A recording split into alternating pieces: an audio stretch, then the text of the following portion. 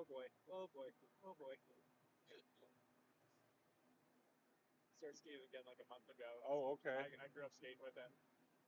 A while long. Apparently, the past 2 months, skating he's lost 40 pounds or something. Oh, really? Amazing game.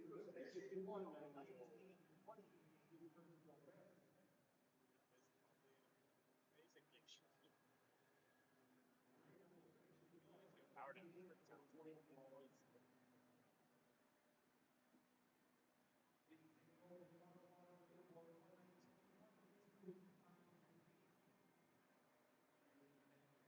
There's our chat.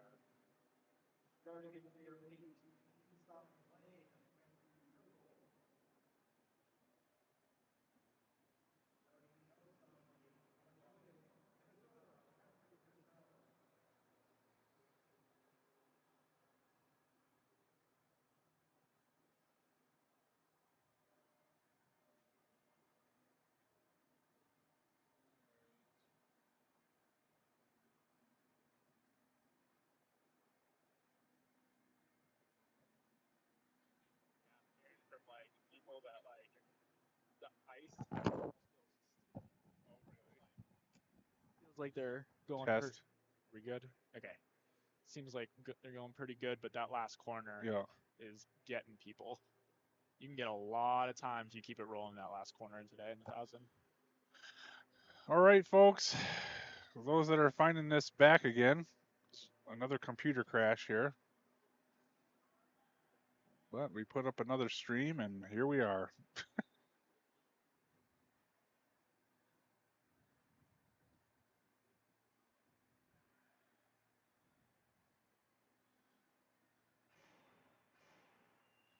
False start. Let's see.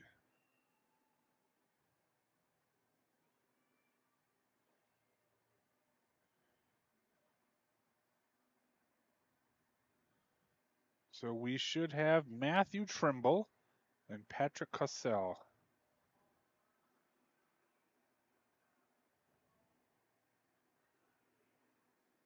Did you get any food? Oh no, I ate like not long ago. You're Big all good. breakfast. Okay. I'm You're great good. right All right. now. All right. Good to go.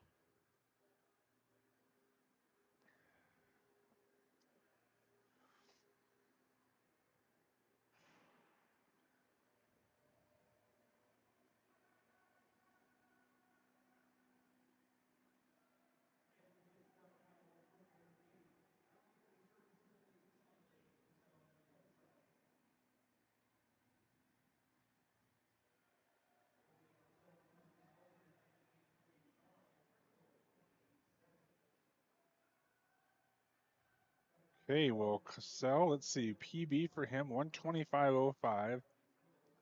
Trimble, 118.42. That is from 10 years ago. Woo. March of 2013. He's still out here skating.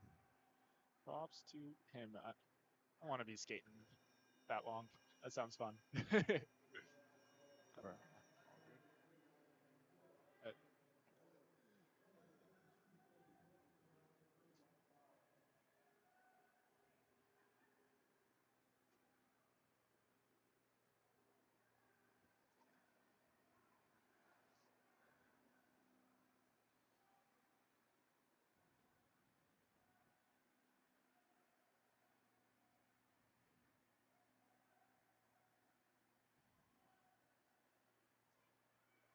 And a nice PB there, 3 seconds, or Go. 2.5 seconds. Very nice for Patrick, 126.47 for Matthew.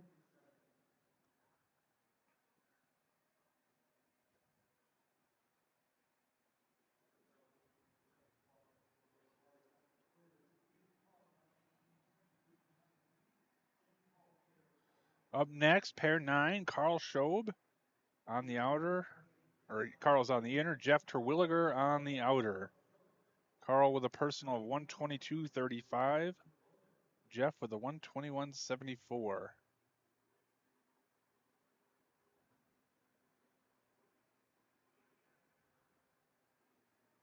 Carl is definitely a multi-sport athlete.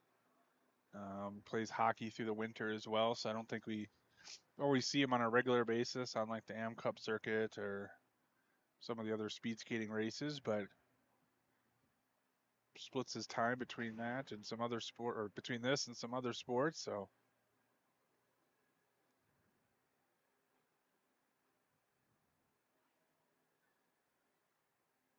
I know it's definitely important to diversify for these younger guys what they're doing.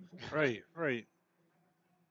Build up that skill set, and like I said, he plays hockey too, so you're on ice and doing some similar things there, and build some proprioception and just ability to move on an ice surface. So There's a lot of things that really all sports that they all interconnect. So you see a lot of the top athletes end up doing a lot of other things when right, they're younger. You got, of right, course, Brittany Bowe right, played right, D1 right. basketball and came back and was probably stronger because of it. Yeah, 30.3 for Carl, 30.8 for Jeff. Jeff hanging in there. Carl's keeping some good foot speed on the back stretch. Yep. Yeah, got the two arms down. Ooh, looks like Jeff might get him here at the line. Let's see. Oh, he's coming at him strong, and you called it. Just barely. 124.31 for Jeff, 124.45 for Carl. Nice comeback on that last lap there. Wow, 2 seconds faster for Jeff. It was a nice last outer.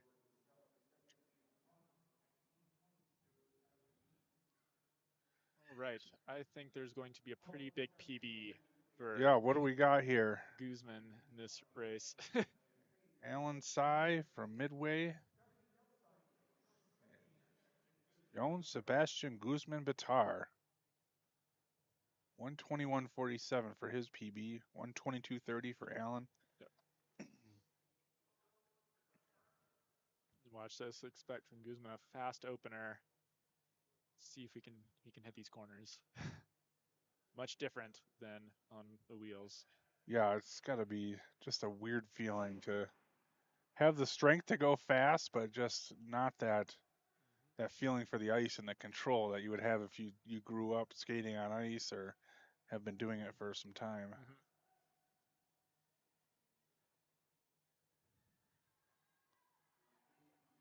Yeah, he is motoring. 1798.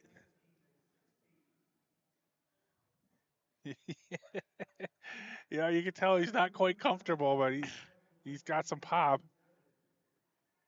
A little different than Alan's side. That actually looks pretty good.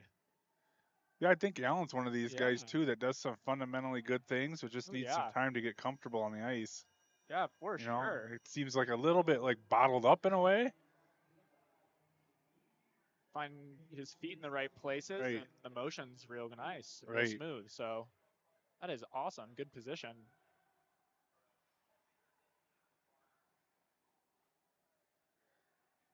I bet we see a good PB from him today.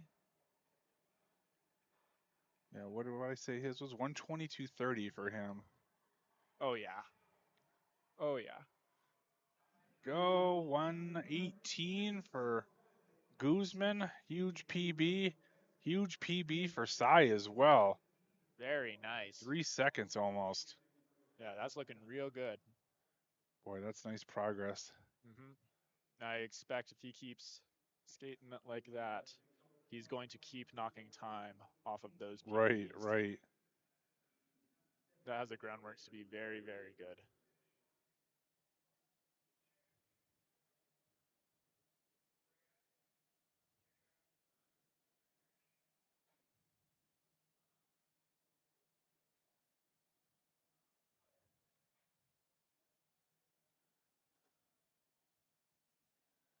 All right, what do we have next? Yul Archuleta in the 50 or and over division, and Mark Yanagihara in the 45 and older division.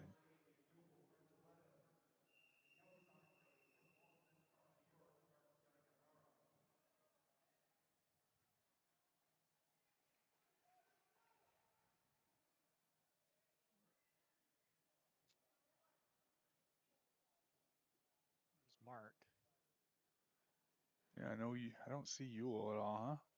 Huh. Oh, there he is. He's over there. Oh, okay. Might get a little false start here or something. We'll see. What's the temperament of Matt Vra, our starter today?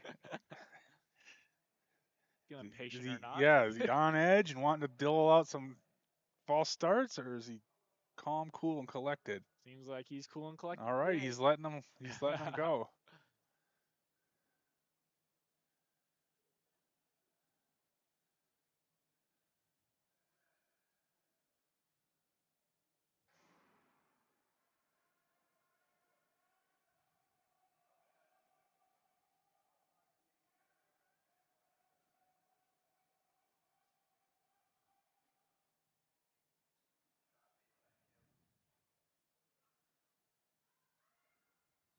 Mark with a slight lead here, it looks like. 2002. Yule, 2017.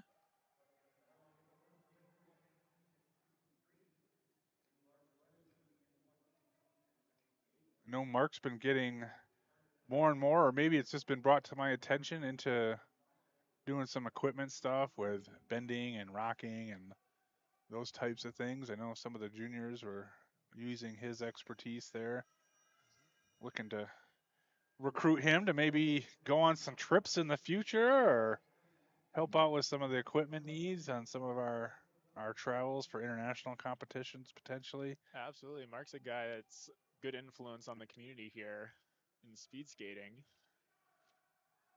Always got a positive Yeah, attitude, yeah, I something good know. to I say always to love I everybody. always love seeing him when he's back in town. I can't remember what he does exactly for work, but he can work remotely for good chunks of the time, so he's able to be out here. Yule's gonna get him here, 122.71, 123.41 for Mark.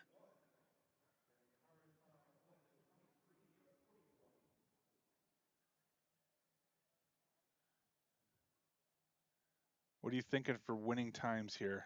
Ooh. All right. Well, If you look let's at let's look at who's here today and got take into account the ice conditions as well.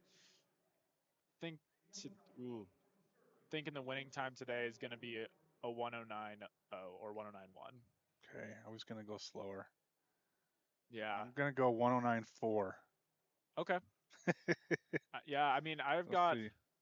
you know I think think Zach he had a really good lap yesterday for his 500. He did, yeah, He he had a did. dang good one. Yo, He's been skating well. man, now you got me thinking.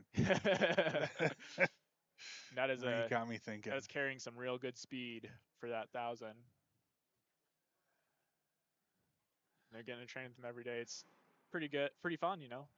He's Yeah, real good once he yeah, gets yeah, rolling. yeah. So Calvin M. and Sammy Hart Gorman.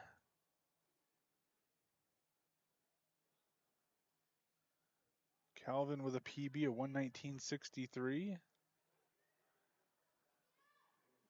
Is he a Puget Sound guy? Yep, that's That's right. that looks pretty good. Yeah, he's a nice skater. Doing some things really well.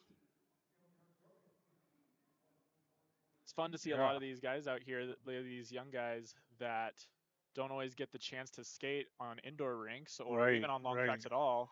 Every time they come out, it seems like they knock off 3-4 seconds off their PBs. 28.8. Yeah, his PB is 119.6. Sam Hart Gorman with a 121.42. All right. Ooh, foo, foo.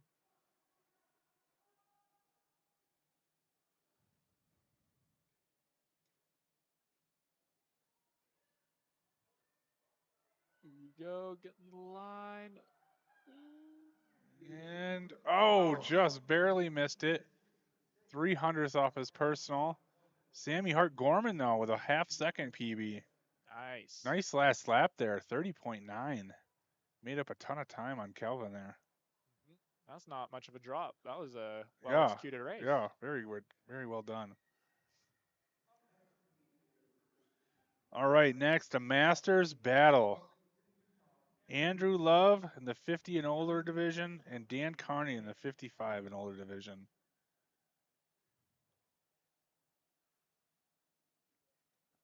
Dan, I know, had a nice PB yesterday, 39.4, I think it was. This is his first year ever going in the 39s. Well, that's a nice PB then for Yeah, the yeah. season. I think he broke out into the 39s a few weeks ago in Milwaukee, actually.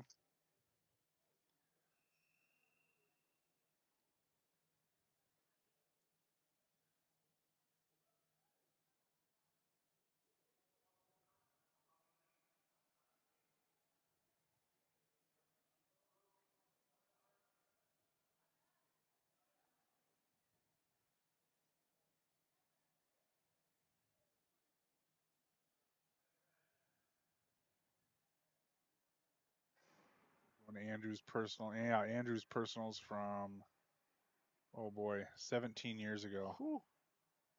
112.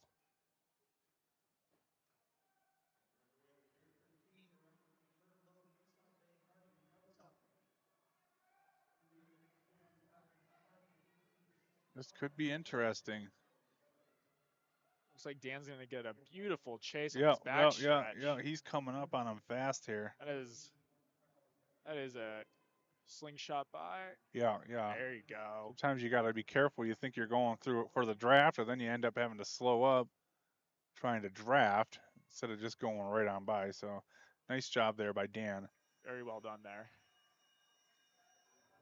28.8 for the first lap, 9.8 for Andrew.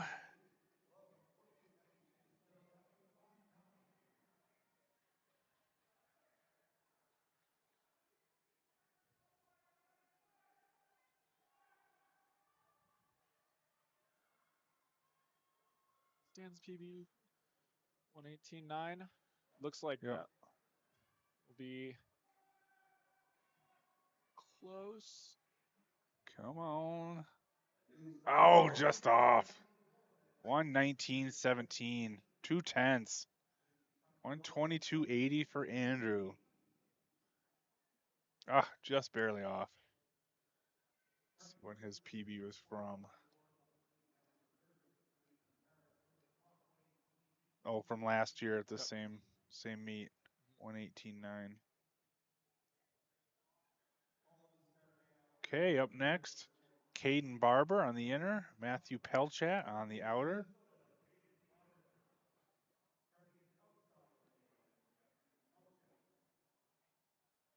You know, Matthew's father is a former Olympian. I don't know if you've heard of Mark Pelchat before. Open 9 something with a fall.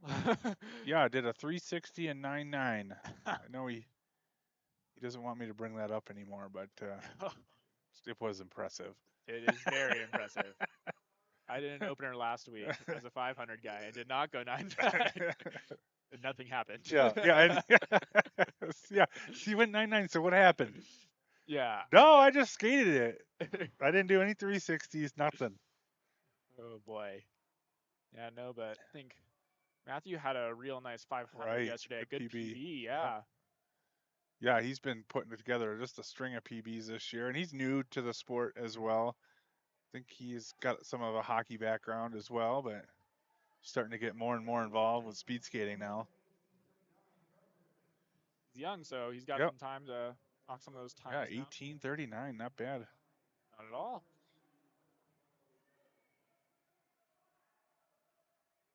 This is the part of the race where you see hockey players that come over Ooh, way off those blocks. Way off those blocks.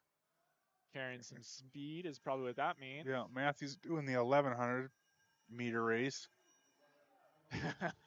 29.4. Still keeping it rolling pretty good.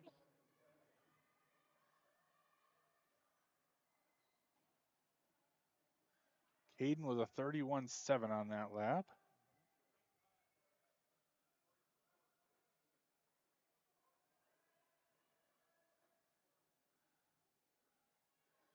Matthew's personal's a 119.89. And he is just barely off of that. A 1/10.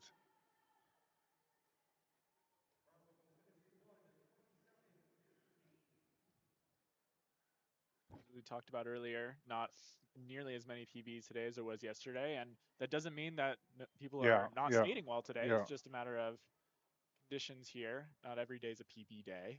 Yep, yep. I anticipate, as well as some of our guys at the end have been skating. I don't know if we'll see some PBs from them today. There's some good days early in the year, and they're all skating better. Everybody's skating better through the year. It's Yep, just sometimes just not the day, yep. and that's okay. We got Max Weber and Nathaniel Bevanridge. Max Weber's also a guy who's had some Yeah, real nice PBs this year. yeah. He's really come on the scene here. Junior C. Personal of a 117.31 and Nathaniel a 116.4. This could be a good race here. Both in a high 17. Ooh. Max looked like he was a little uncomfortable through that inner. Yeah, I mean, as we saw, he had a pretty big PB in the 500 yesterday, I think, So carrying more speed than he's used to Right, going to that right. inner. Especially coming from outdoor in Roseville to Oh, yeah. one of the fastest tracks in the world, and if not the fastest, those corners feel a little bit different here than they do in Minnesota. There we go. Got a 27.4 and a 27.8. Okay. These guys are moving. Oh, we're going to Oh, have boy. a crossover issue. You got by. There we go. That's good. Yeah, good work. Man, Max seems to be carrying his speed pretty well. Oh, yeah. Let's see here. That's going to be a PB. Wow, yeah, that's going to be a big huge one. PB. Huge PB. 1:14. Yeah, 3 seconds. And Nathaniel just off his PB, but wow. Max Weber. That was impressive. That was barely dropped. 1.7 Yeah. drop. Oh my goodness. That is There's very the old high five on the backstretch. Very nice.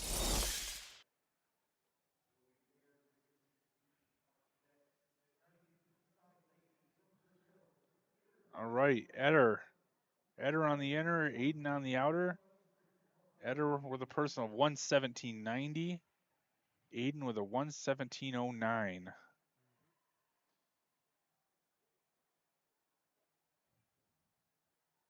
Yeah, Aiden here. He's a B1. Oh, Yeah. I did not. I thought he was like a B2 or A1. Yeah. He He's tall. he's been having Yeah. a good season. Than that, Yep. he's been making a lot of progress, and like just watching him skate, looks like he's getting pretty close to making some big strides for next season. Right. Good groundwork.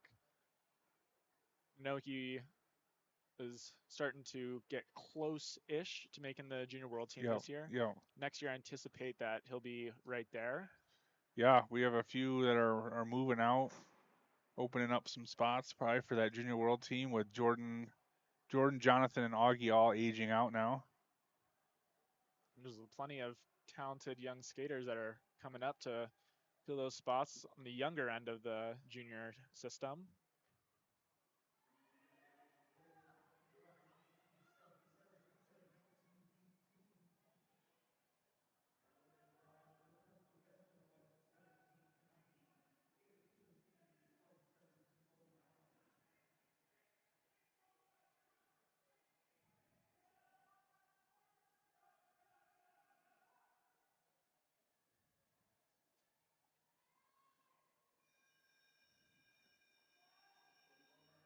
Looks like Aiden's going to get a chase maybe on this back stretch. Be pretty close. Yeah, looks like Aiden's going to get the chase, huh? You can use this to slingshot him through that last corner. Yep. Help maintain that speed.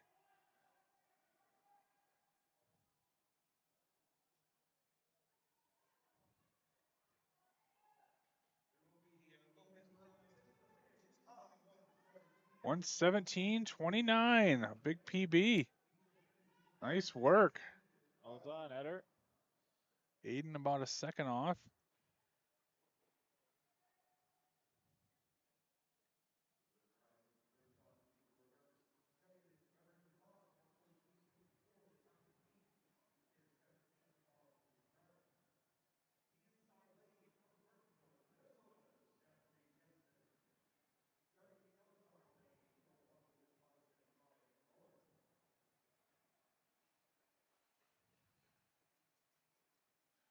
Zach had a good PB yesterday. Brian's been skating well this year too, Yeah, if I remember correctly. he had a very nice first 100 yesterday. I think he had like a 10-2 or something, 10-3.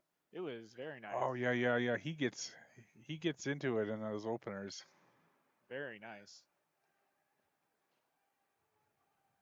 Yeah, that's good technique there.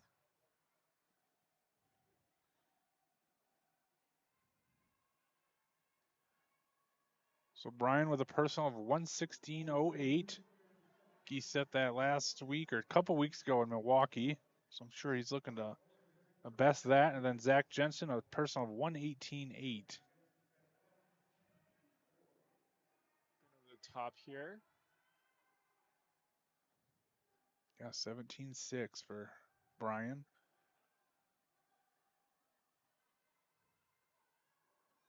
Looks like he's carrying some good speed through here. 27.67 for Brian. 28.0 for Zachary.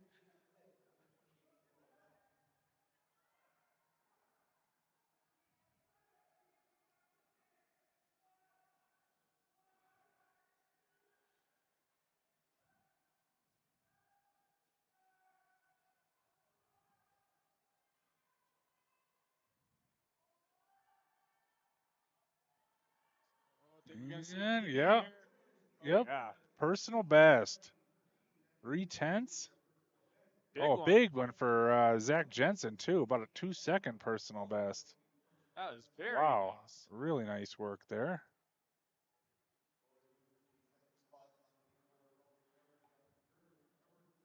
Going over for some high fives. Very nice. Yeah, boy, Steven is doing a great job with all those midway kids. Seems like they're all PBing every single Yeah, race right yeah. now. Big ones. That Yeah, is. that's got to be fun for him too. Oh yeah, coaching his hometown club. Right, right. Matthew Psalm here on the inner, Stephen Muir on the outer. Should be a good pair. Matthew threw down a huge personal best yesterday. Got into the 37s for the first time. Very exciting. And he's one too that's kind of late to the ice and see him doing fundamentally things well, and I think again just needs time to get comfortable to transfer that power into the ice. Again, looks bottled up in the past, but starting to really look more comfortable and be one with the ice. Yeah, a lot more smooth for sure. Right, You can definitely see the progress being right. made.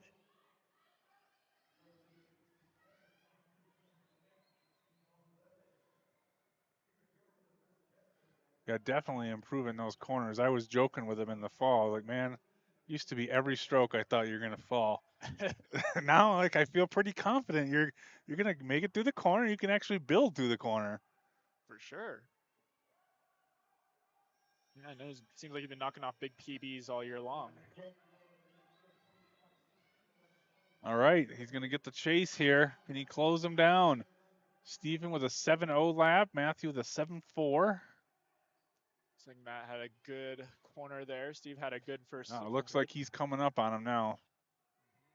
Yeah, looks like this is going to be Matthew. Yep, going by on the inner here now. See if he can get that PB. 115.5. And yes, Yeah. 9/10. Very nicely done. Ways off for Steve, but it happens.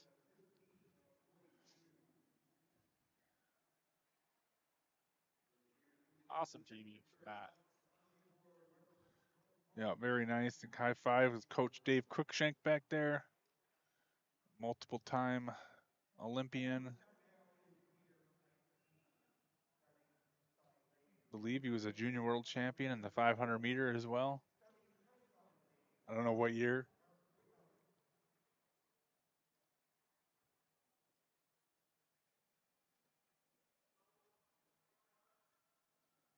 Doesn't look like we have Joao out here today.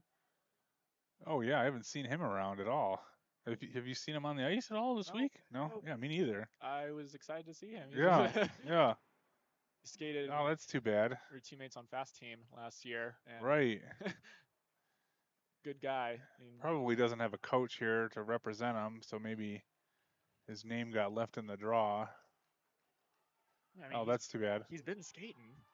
We got Okay. Mark here skating with Yeah, fast team. Mark is really looking better and better He's too. been skating so much better. I think he's been having a lot of fun here in the U.S. too. I hope Skater so. from the Netherlands Yep. was an A1, I think. Yeah, A1. No, really nice kid too. Oh yeah, Hear good things from all his teammates, and I think it's been a really positive addition to the Oval program here to have him out here. absolutely. 27-4. So his PB's a 115.7. That's a Oh, little slip there, but that yeah, was a nice corner. yeah. Looks like good energy there. Still rolling. Last outer, not always the easiest thing.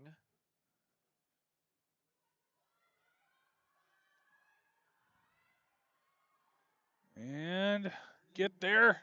All right, PB. Nice. 1500th.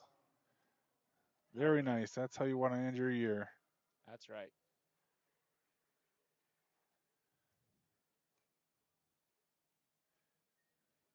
All right, this is going to be a fun Yeah, now one, what do I we got? think. Oh, yeah, yeah. Got Sabian. Sabian had a very nice PB yesterday in the 500, breaking into the 35. Yeah, I know. That was great to see. Talented individual there. Absolutely. Former junior champion on inlines. Got Austin Carlson also had a good Yeah, 500 yesterday. yeah, Another one of those dash skaters with great sprint fundamentals. right. Should be a good pair to get them both off the line here.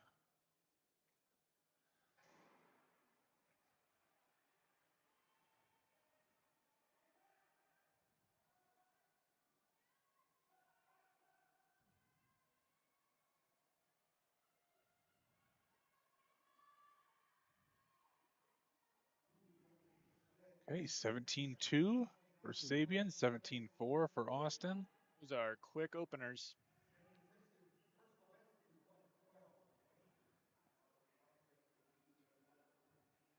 I think for Sabian, these next 300 meters are going to be the biggest part for if he wants to stay on a Right, PB pace. He's easy as a sprinter to fall asleep on this second to last corner and lose right. everything.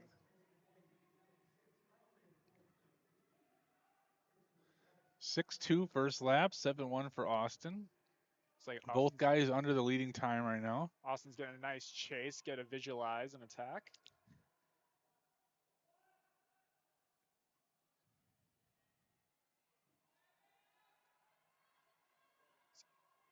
Eleven, 12. And just off his personal. 4/10 off. And Austin with a personal. 1470 was his old one. 14-4 now. He continues to just chop time off year after year.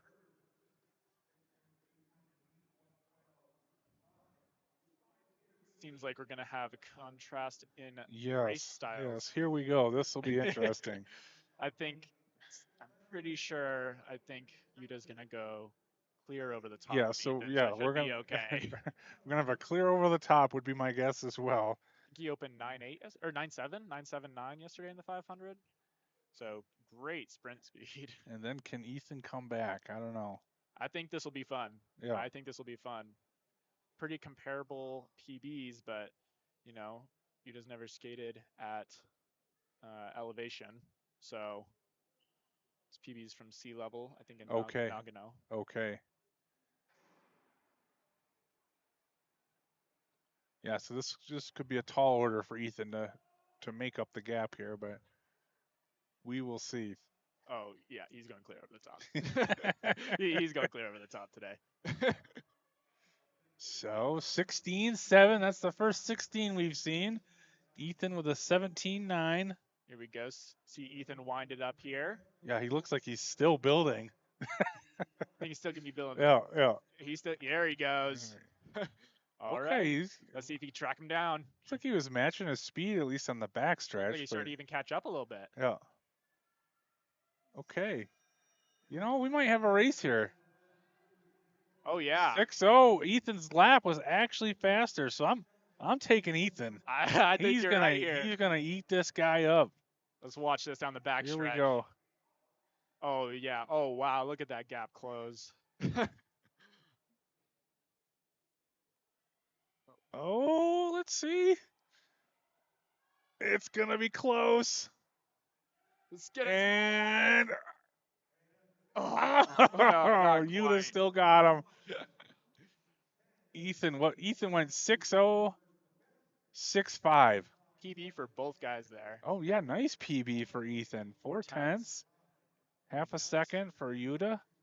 Ethan's been having a great year this year so far in the World Cup circuit. Actually, Yuta held on better than I thought there. Yeah. 6-2 to 7-5. That's not bad at all. No, I thought he was going to have a bigger drop, and yeah. He held off Ethan.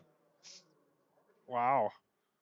Right. We got Herb Harbison here. He had a good 500 yesterday too. Yep. Another one of these fast team guys. Yep. Against Shota from Japan. So I don't think we're going to have quite the contrast we did in the last pair, but maybe something somewhat similar. I think Shota is a 1,000-1,500 guy, a little more is what I was. Okay. So this could be a good set for both of these guys. Hopefully no trouble on the back stretch. Nope. Oh no, yeah, Herb's right on the inside there. Yeah. Should be good. Looks like this is going to be actually probably a great pair for these guys. See Herb wind it up here. Oh, wow. This is going to be a great chase for Shota. Slingshot by. Herb's got to keep his composure here. Right. Yep, keep your skate and don't overreact to someone going by you. Because that is not always a bad thing. You got to stay in your own. Exactly. All right, let's see if you can bring him out. 5-2 for that lap. Wow. Wow, approaching the 24s. That's impressive. That is a big jump from 6-0 for Herb.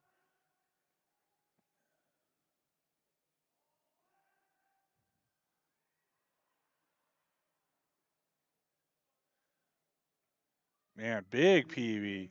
109.51 from a 110.75. What a great race. Got a PB. Oh, not quite a PB for Herb. Yeah, nice race for Shota. Okay, I predicted 109.4 for the winning time. Here we go. Well, we're these last three. We're gonna have some guys getting close to that now.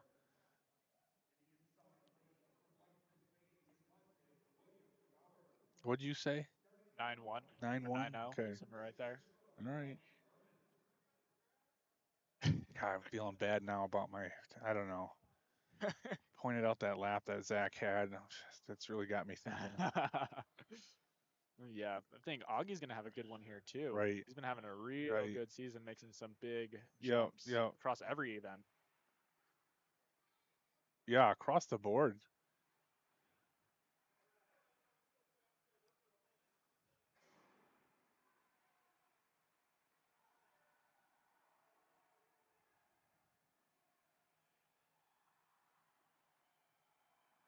This could be a pretty good pair here.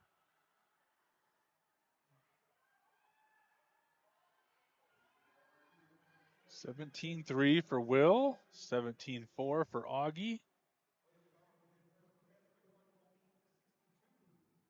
Will looked nice and composed there. Get it rolling here in this corner, wind it up.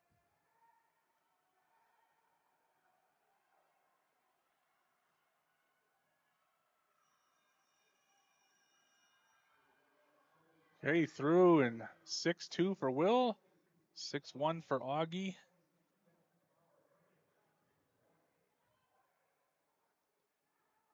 See, look at Augie keep it rolling. Yeah. Yeah, he looks like he's really driving now. Augie with a PB of 110.62. Not And quite. he'll be just off that, 111.38. Will with a 112.56.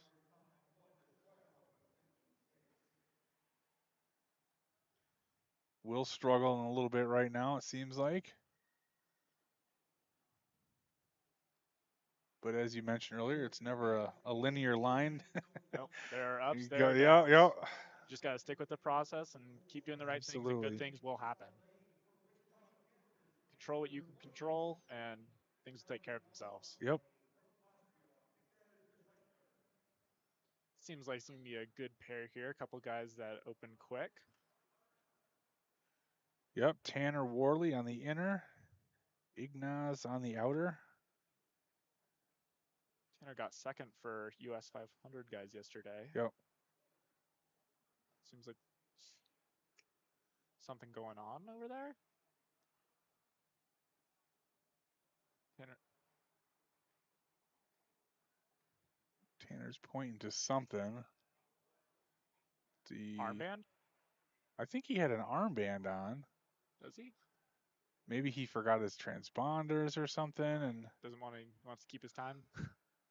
I mean he should just get a warning anyways if he forgets them. So it's not that big a deal, but Just gonna roll yeah, with it. who knows? Now they're back at it.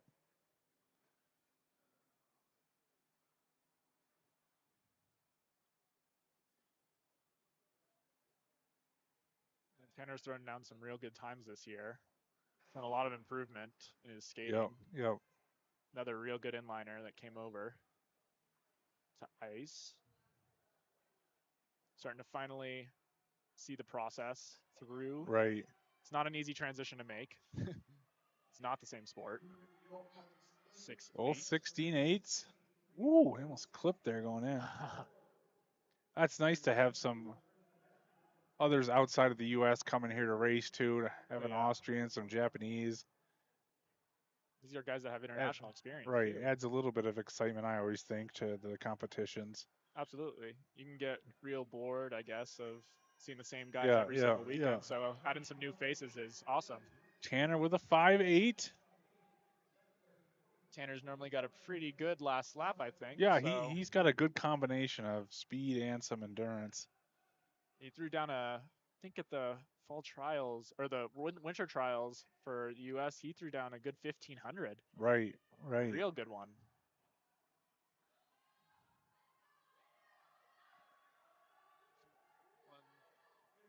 $10.83. So both guys a little bit off their personals there.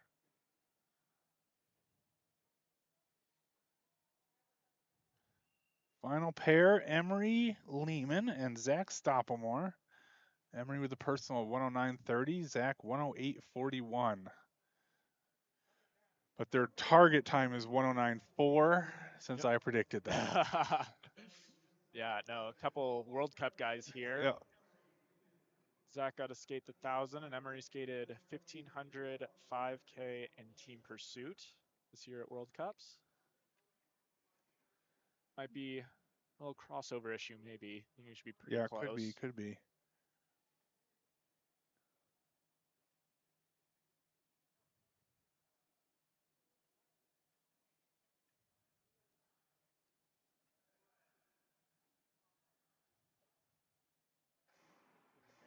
Oh, false start.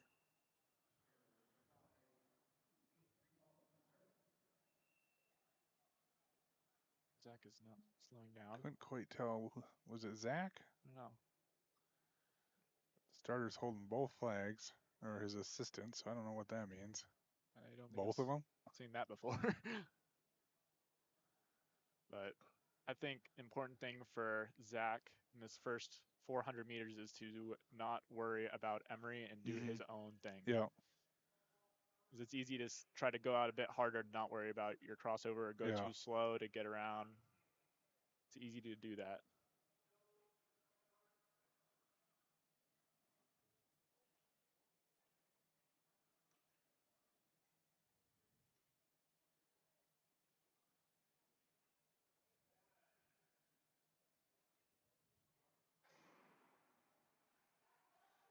Okay, we're off clean.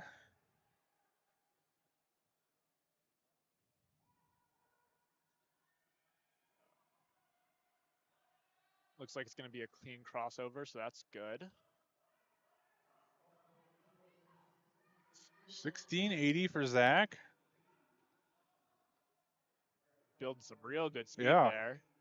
17.8 for Emery. Sure, he wanted to be a little faster than that, I'm guessing. Probably, but winding it up Yep, pretty now good we'll see there. what kind of 2 laps he can string together. See Zach, looks like we're going to see a 5 here. 5-2. There you He's go. 0.3 ahead of the leader. Got to hold on here. This last lap's been getting a lot of people, a lot of great skaters today.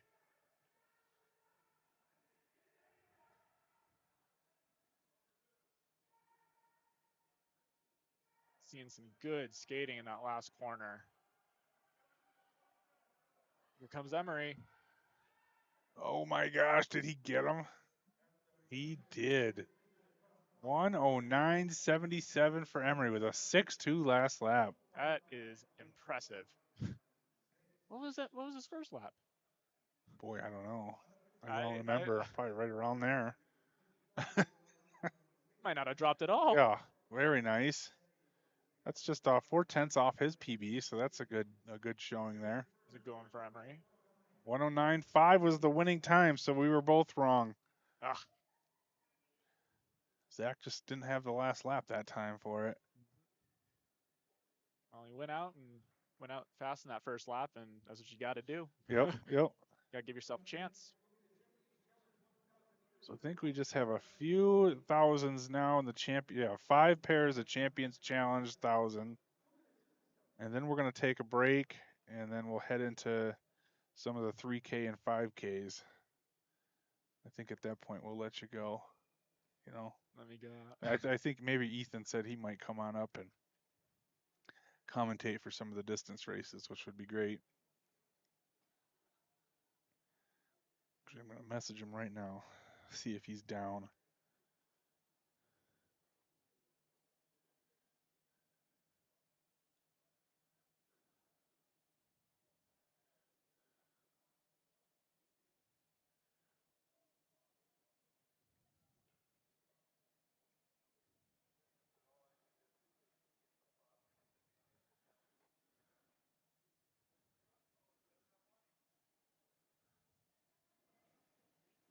So here's our Champions Challenge pairs. 5 pairs. We saw most of these guys in the 500 as well today. It's fun to see the next generation of skaters out here, all the young ones.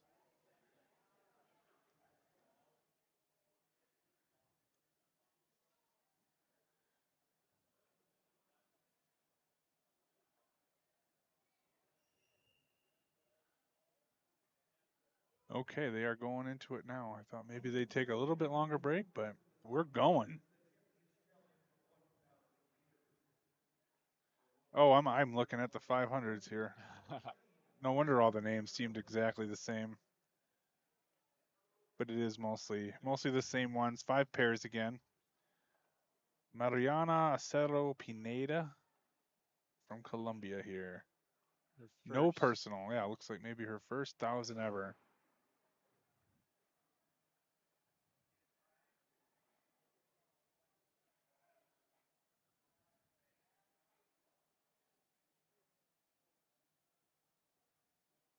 Always fun to see young kids out here. I remember when I was a young one out here, 9, 10 years old, getting to skate. Real fun. Yeah, so when did you start on ice? I started on ice when I was 8 years old. I Okay. came from inline. Got to skate a lot of short track in Puget Sound in Washington Okay. with Coach Lee. Came over and skated a long track when I was like 8 or 9, but not really all the time. Yeah. Just here and there. Made the full transition to long track just 3 years ago. So. Okay. Bit different, but. So you started on ice young, but do you consider yourself an inliner that switched to ice? Yeah. Because sometimes I hear that, I'm like, really? Yeah. You're still kind of an ice skater too. Yeah, no, I mean. But maybe you just were more focused on inlines for a while, or maybe that was the absolute beginning of it all. Yeah, I mean, inline is just like for me it was the start. Okay. I stopped when I was like 12 or 13, so I was Okay. still pretty young, but Yeah. it was, I think it was a healthy blend. Yeah. Yeah. So I have a lot of fundamentals from ice that a lot of these guys that were inliners and stopped when they were a bit older Uh-huh. um, don't necessarily have. So I was pretty lucky Yeah. to start Yeah. younger. To still have some of those Well, yeah. benefits. I mean, to me, that's almost the ultimate if you can do both. Don't get too hung up on doing just one or the other, especially when you're young. Absolutely. Okay, 152.21. I think those are rentals too. Here we go. First 1,000 out of the way. Yep. Good job, Mariana. Up next, Tristan Epperson and Nicholas DeBach. Tristan with a 159.31 personal. Nicholas with a 203.75. See if we can't break those. I got faith in these guys.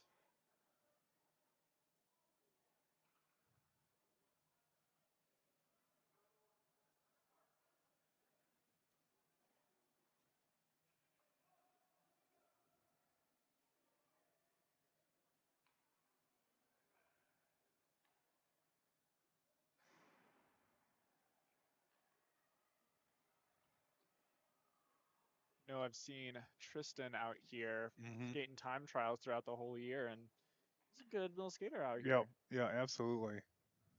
And Nicholas, this is the first time seeing him today and doing some good things in his 500.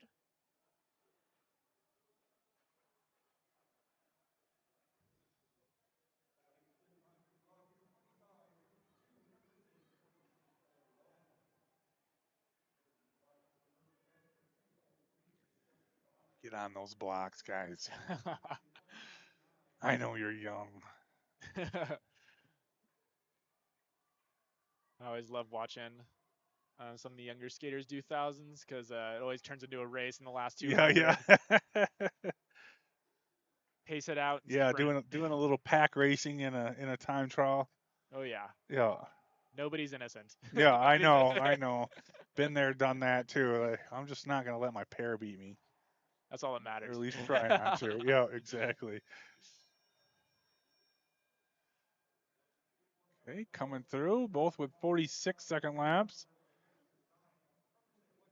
He said Tristan will get the chase here. Oh, get Oh, on the man. blocks. Oh, my. That's a lot further distance to go. Further you get off the blocks, the longer the race is. You can see the gap got Right. closed right there just because had Nicholas go outside. And Tristan can see him, so he looks like he's bringing them in. He's motoring. All right, here goes the sprint. Ah, Oh, yeah, powering home here is Tristan. And just off his personal best. a personal for Nicholas here. Yeah, 2 seconds, right? Yep, very nice.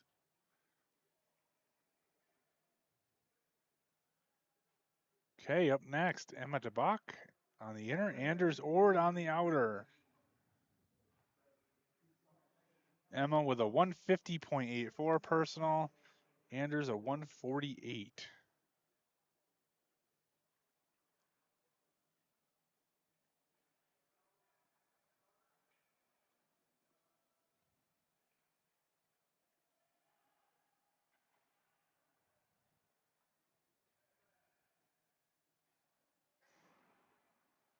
And we are off.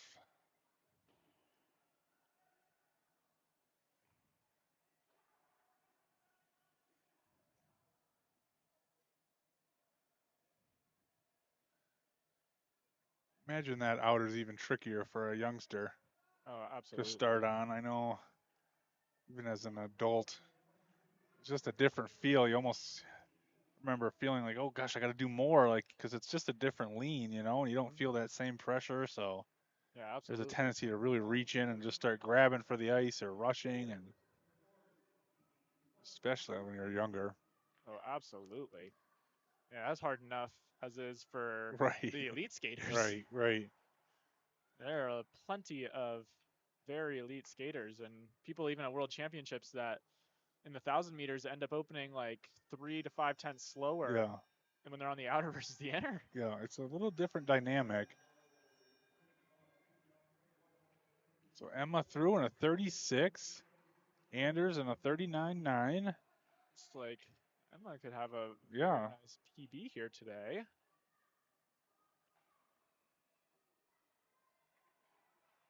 Oh yeah, yeah. Keeping that. It looks like she's keeping her speed well.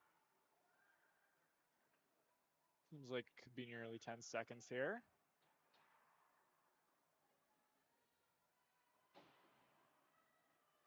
Yeah, this is going to be huge. Very nice. You were way off. That's 12 That seconds. is 12. Wow. And PB. 146. Oh, a 2-second personal there for Anders. Very well done. Great to see that progression. Nice.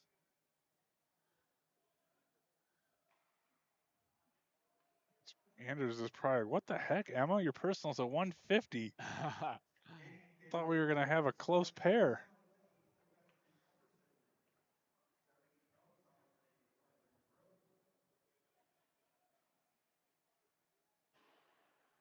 Hey, next, pair 4, Sebastian Epperson against Kyler DeGroot on the outer. Sebastian, a 138.67 personal. Kyler, a 135.91.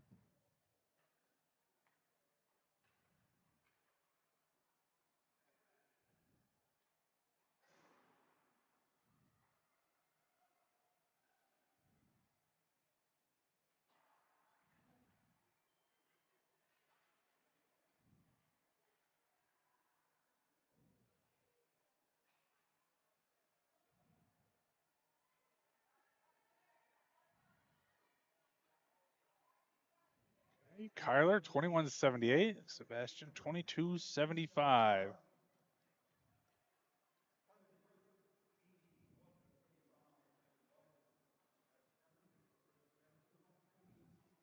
like some very nice skating for Kyler. Yeah.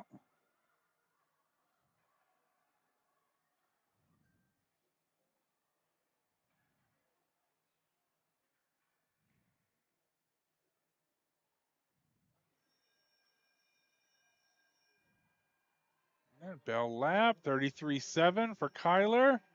See if he can keep that close. 37.98 for Sebastian.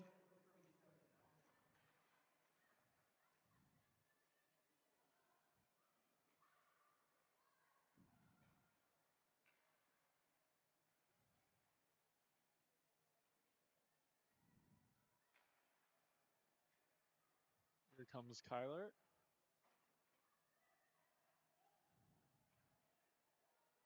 Looks like we're gonna see. Yeah, another big PB coming. Oh yeah. Yeah, 4 seconds. Well done, Kyler. 131.52. And Sebastian through in a 141.03. Ways off, but It's all right. happens as you're learning Yeah. to pace your races. Right. You got to try some different things. All right, our final pair, the Champions Challenge. Inner James Bradshaw against Sky Gramlich Thatcher on the outer. James with a 136.18 personal. Sky with a 146.57.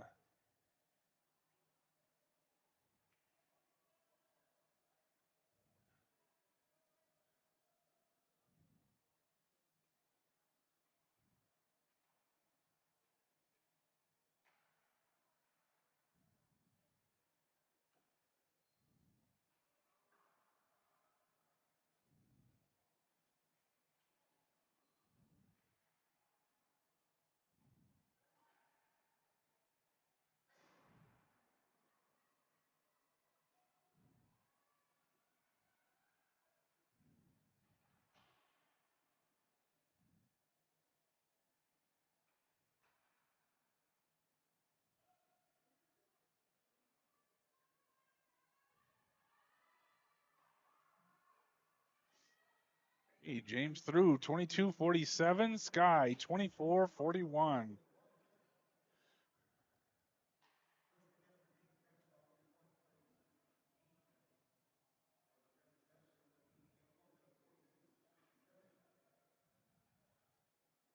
Like James out of Butte, Montana. See Dr. Dave Silk there on the back stretch helping him out. You got a nice little club over there in Butte.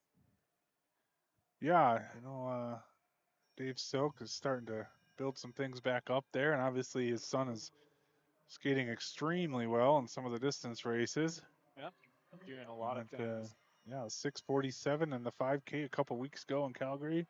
That's very impressive. That progress is Yeah, fantastic. yeah.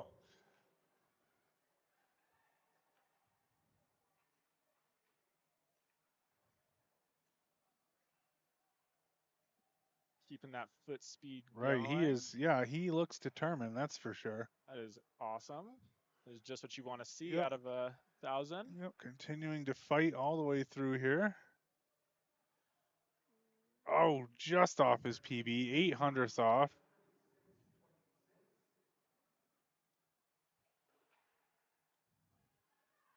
And here comes Sky in that big last outer.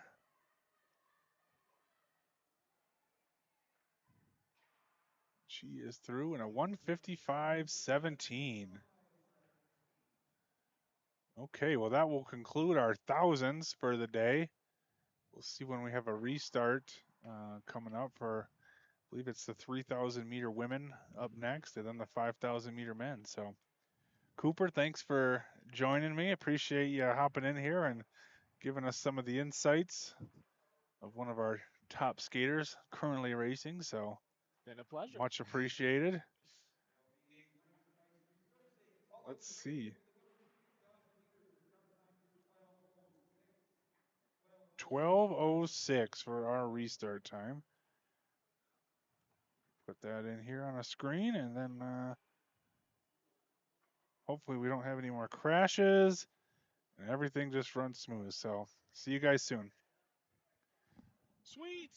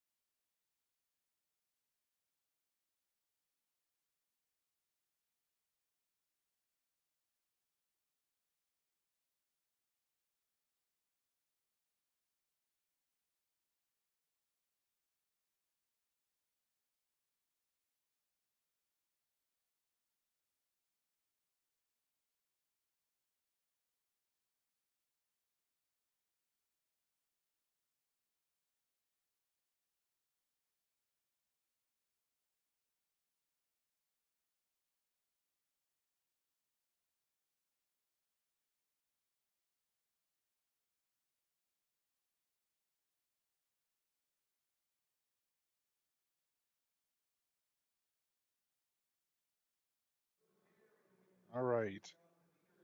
We are back 3,000 meters for the women.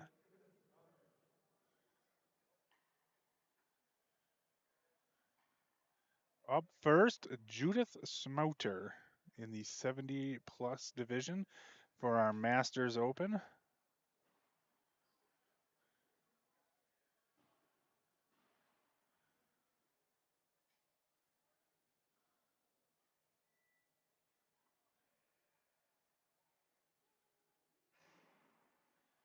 And we are off.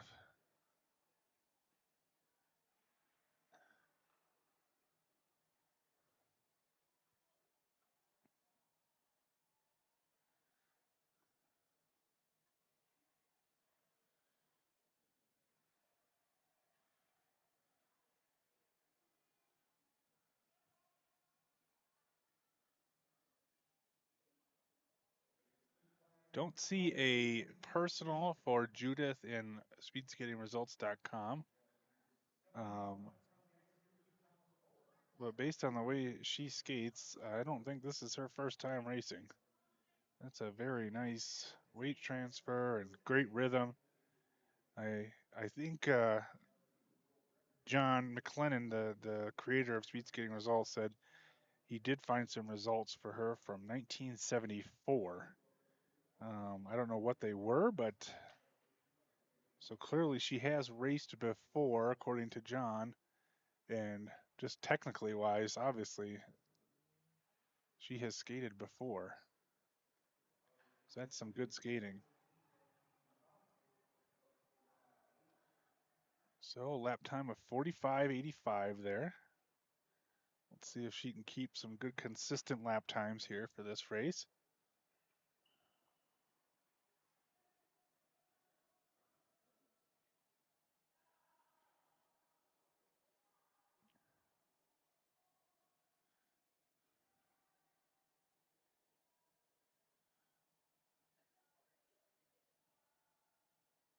Then after this, we have one more pair, and then we're going to go into quad races. We'll have, let's see here, one, two, well, oh no, we start quads right after this. So we have 1, 2, 3, 4 quads of women's 3,000 after this.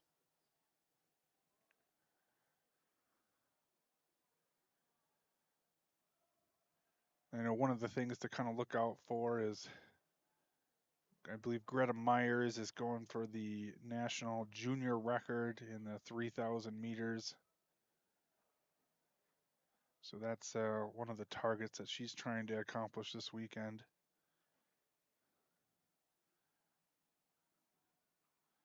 I'll just quick look that up, see what it is. I believe it's Nancy Swider Peltz Jr. that has that record. If I remember right from the fall, but I just want to double check.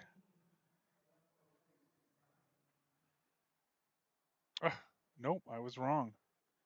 It is Maria Lamb with a 4:10.50 from 2005. Man, how did I have that in my head? That was Nancy.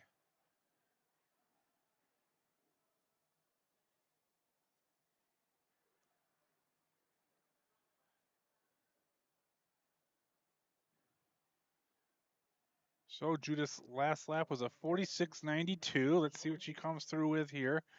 3 laps to go. A 47.59, so about a second slower there.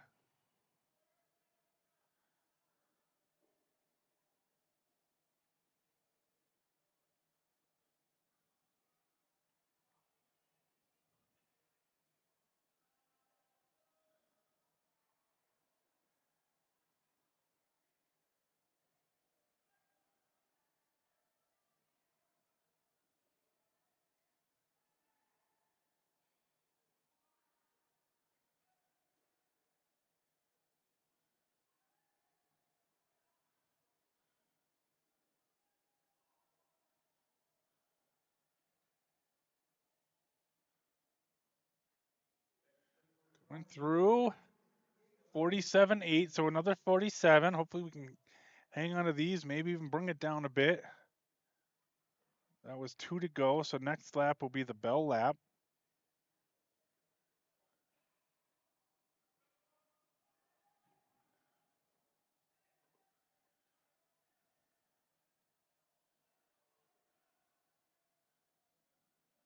Into that inner. Coming up on our bell lap.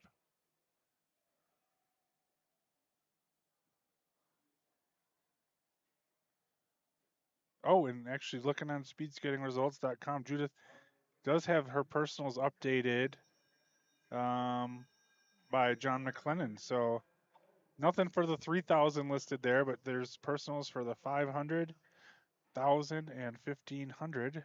238.80 for the 1,500 from December 15, 1974 in Milwaukee.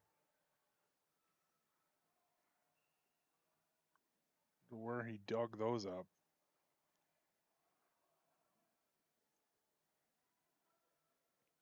So, final outer, looking strong still.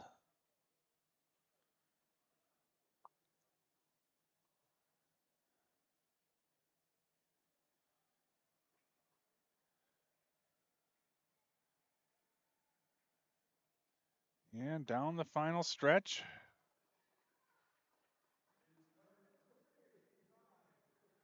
$5:59.28. Just under 6 minutes. Nice work. Final lap time 48.02.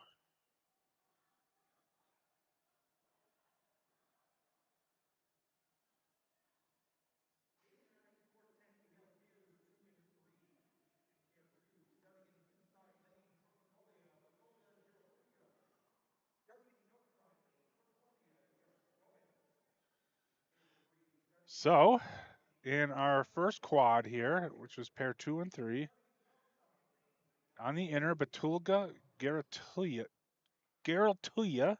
from Mongolia, Jessica Gomez on the outer, and then immediately following them will be Esther Withigan on the inner and Kathy Feinberg on the outer.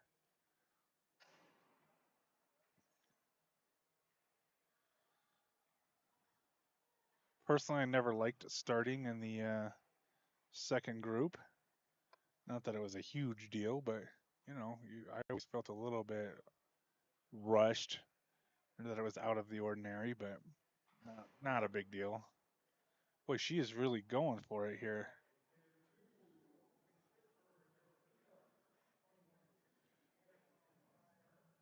There's Esther and Kathy. Looks like Jessica Gomez did not start in this first pair. So this is Batulga.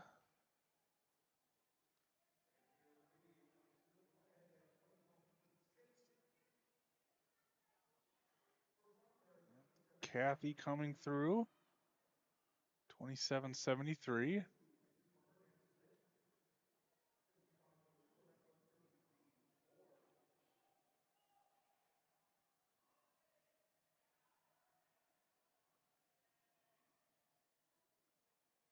Here we have Esther Withigan, sister of Mark Withigan, who we watched earlier.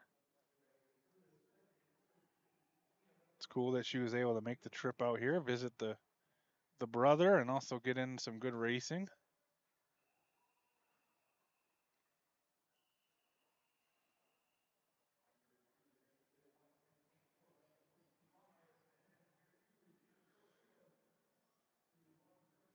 Batulga passing her.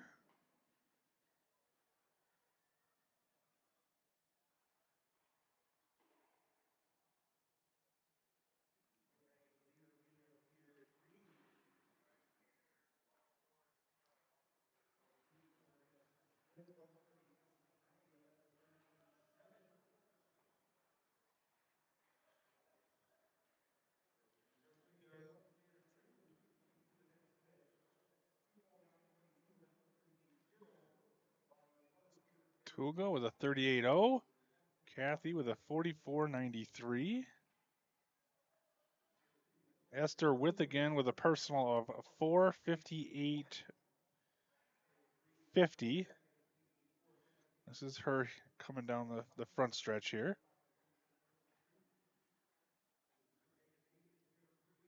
Batoga with a personal best of 4:53.31. We'll see her coming here in a second, right here. And then Kathy Feinberg here with a personal of 5:28.32.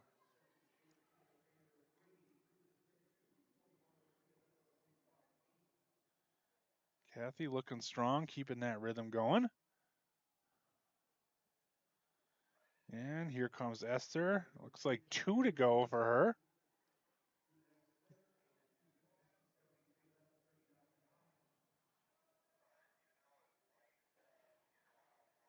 Looking to set a big personal best, I'm sure.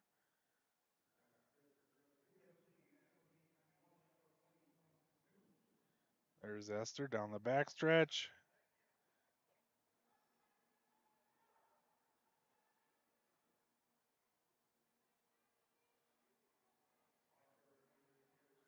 And Batulga from Mongolia.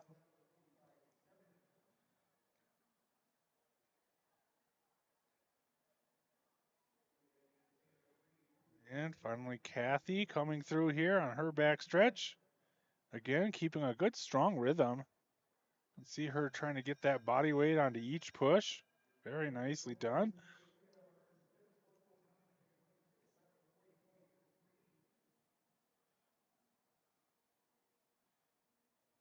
And here's Esther finishing up, coming down to the last straightaway here.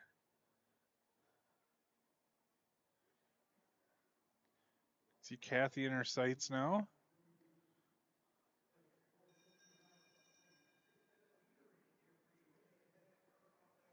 Oh, bell lap for Esther now. 4:18.12 with a 40.67 lap. Oh, Batulga threw in a 4:48.42. So a 5-second personal best for her. Very nicely done.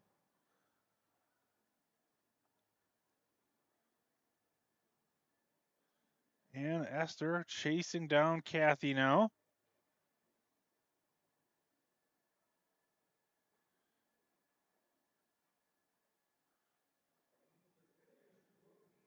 It's going to be right around her personal. Just under 4:57.79. So about a second under her personal. Kathy with 1 lap to go.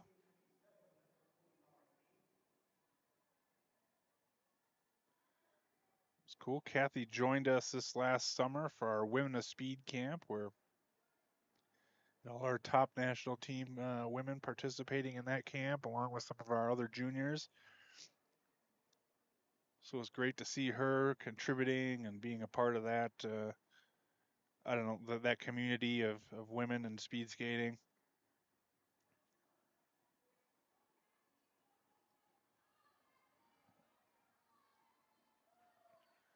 Technically, very nice job, like staying the same from start to finish. Very good work.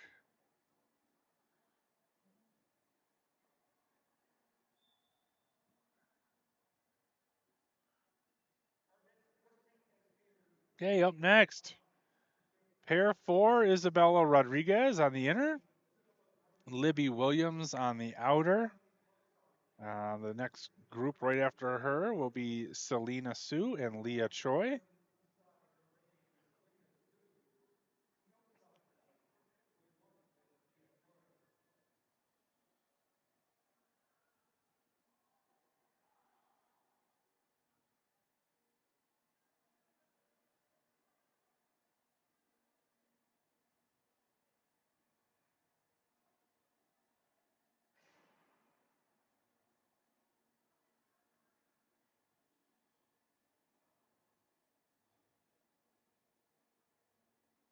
And they are off.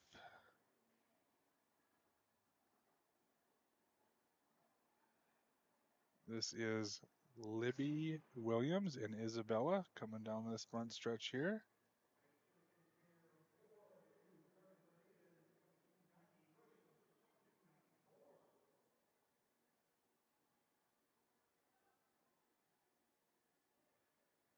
Again, this is Isabella and Libby.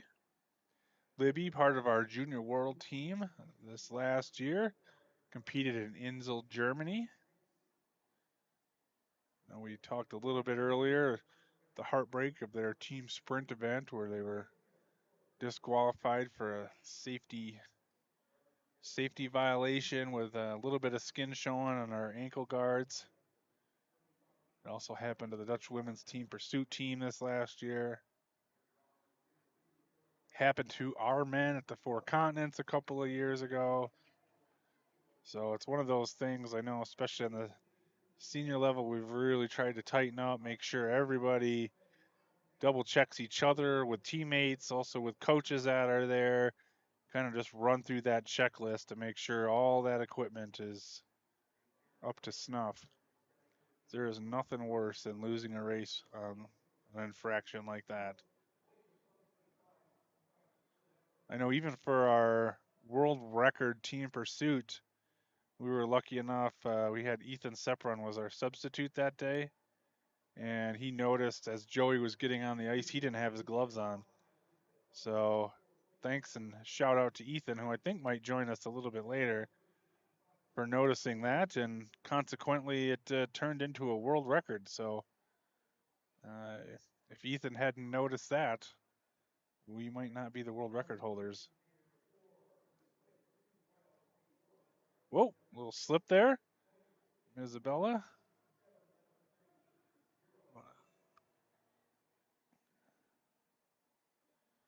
Always kind of hard to film these quads here and know what camera to go to.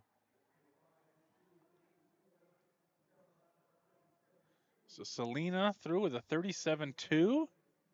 Leah Choi in a 38.64. Comes Isabella and Libby again. Isabella through in a 39.17. Libby in a 38.8. So close the gap, 0.3 there for Libby.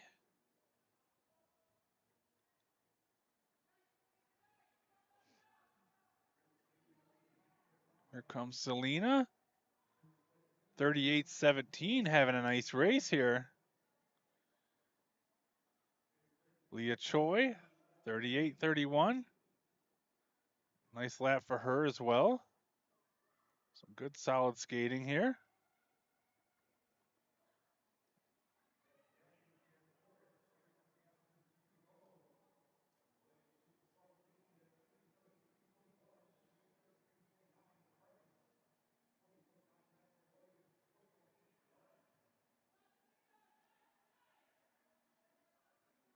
There's Libby in the front here on the back stretch. Isabella giving chase now. Libby trying to keep that nice rhythm here. A little bit off those blocks.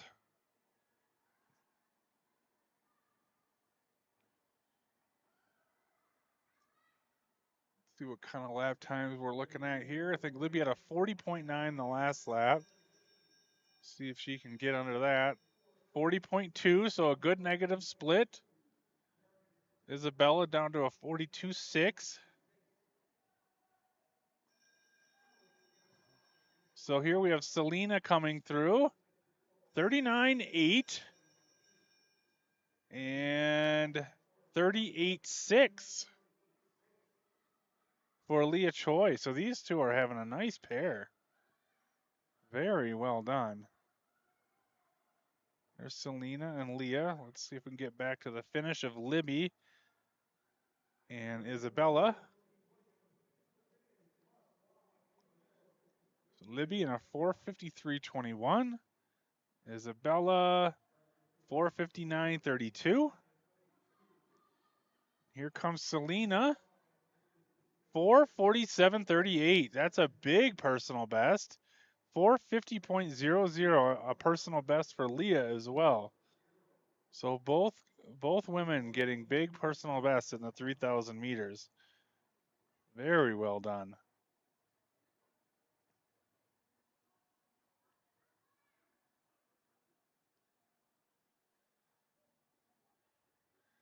So up next, pair 6 and 7 in a quad. Natasha Gakovic on the inner. She'll be returning next year for her final year as a junior. So her personal's a 4:38.63. She's on the inner. Nazi Radulovic is a B2, so she has a couple more years as a junior. Her personal's a 4:38.68. So wow, those are two very close personal bests, within 500ths of each other. Those two probably got their sights set on a junior world team berth potentially next year. And then right after them is Piper Eady, who was on our junior world team this last year, the personal best of 4:31.51, and Ella Teeples, who we saw earlier with a big PB, 4:37.78.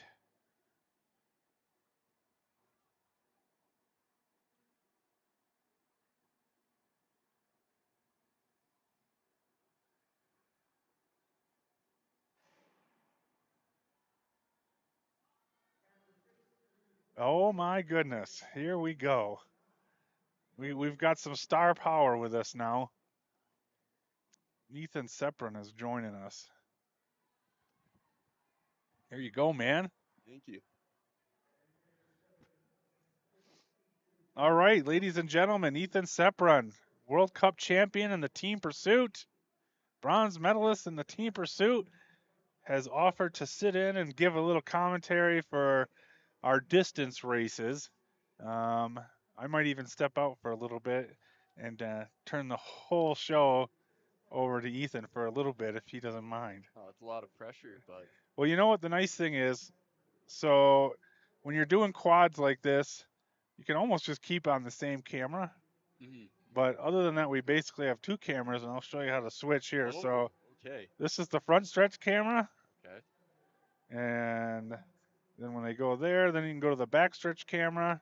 Okay. But they're still following that other pair you can see there. But now we're on the back stretch. Yeah, I mean, I like the backstretch. You get the coaches involved. Yes. No, that's It- honestly for me, that's half the show. well, A you lot. know, we almost need like a coach camera I too. think we do. That would be fun. I'm gonna tell a funny story about Ryan Shimabukuro in Poland.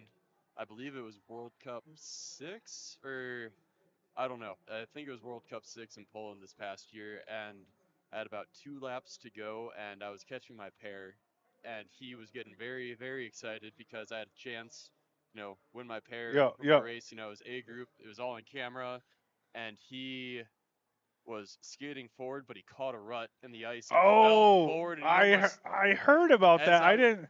as I was coming out of the corner, and he just went, oh no, Did you notice while you were Oh, I racing? noticed. Oh, you did. It was that bad. It was. I mean, I wouldn't say it was that bad, but Okay. I didn't see him hit the deck. But Yeah. I mean, Yeah, he told me about it after. I didn't notice that he did that. we had a real good laugh about that afterwards, cause I mean, I needed that in the moment. I was in some pain. Yeah. I wasn't having the best of times, but I was fighting a little sickness, and just that made the race. Yeah. Yeah, we need some constant footage of those guys back Yeah, there. we were really hoping that they would have another coach cam, or like they usually have a camera on the coaches at some Yeah, point yeah. throughout the race. But Yeah.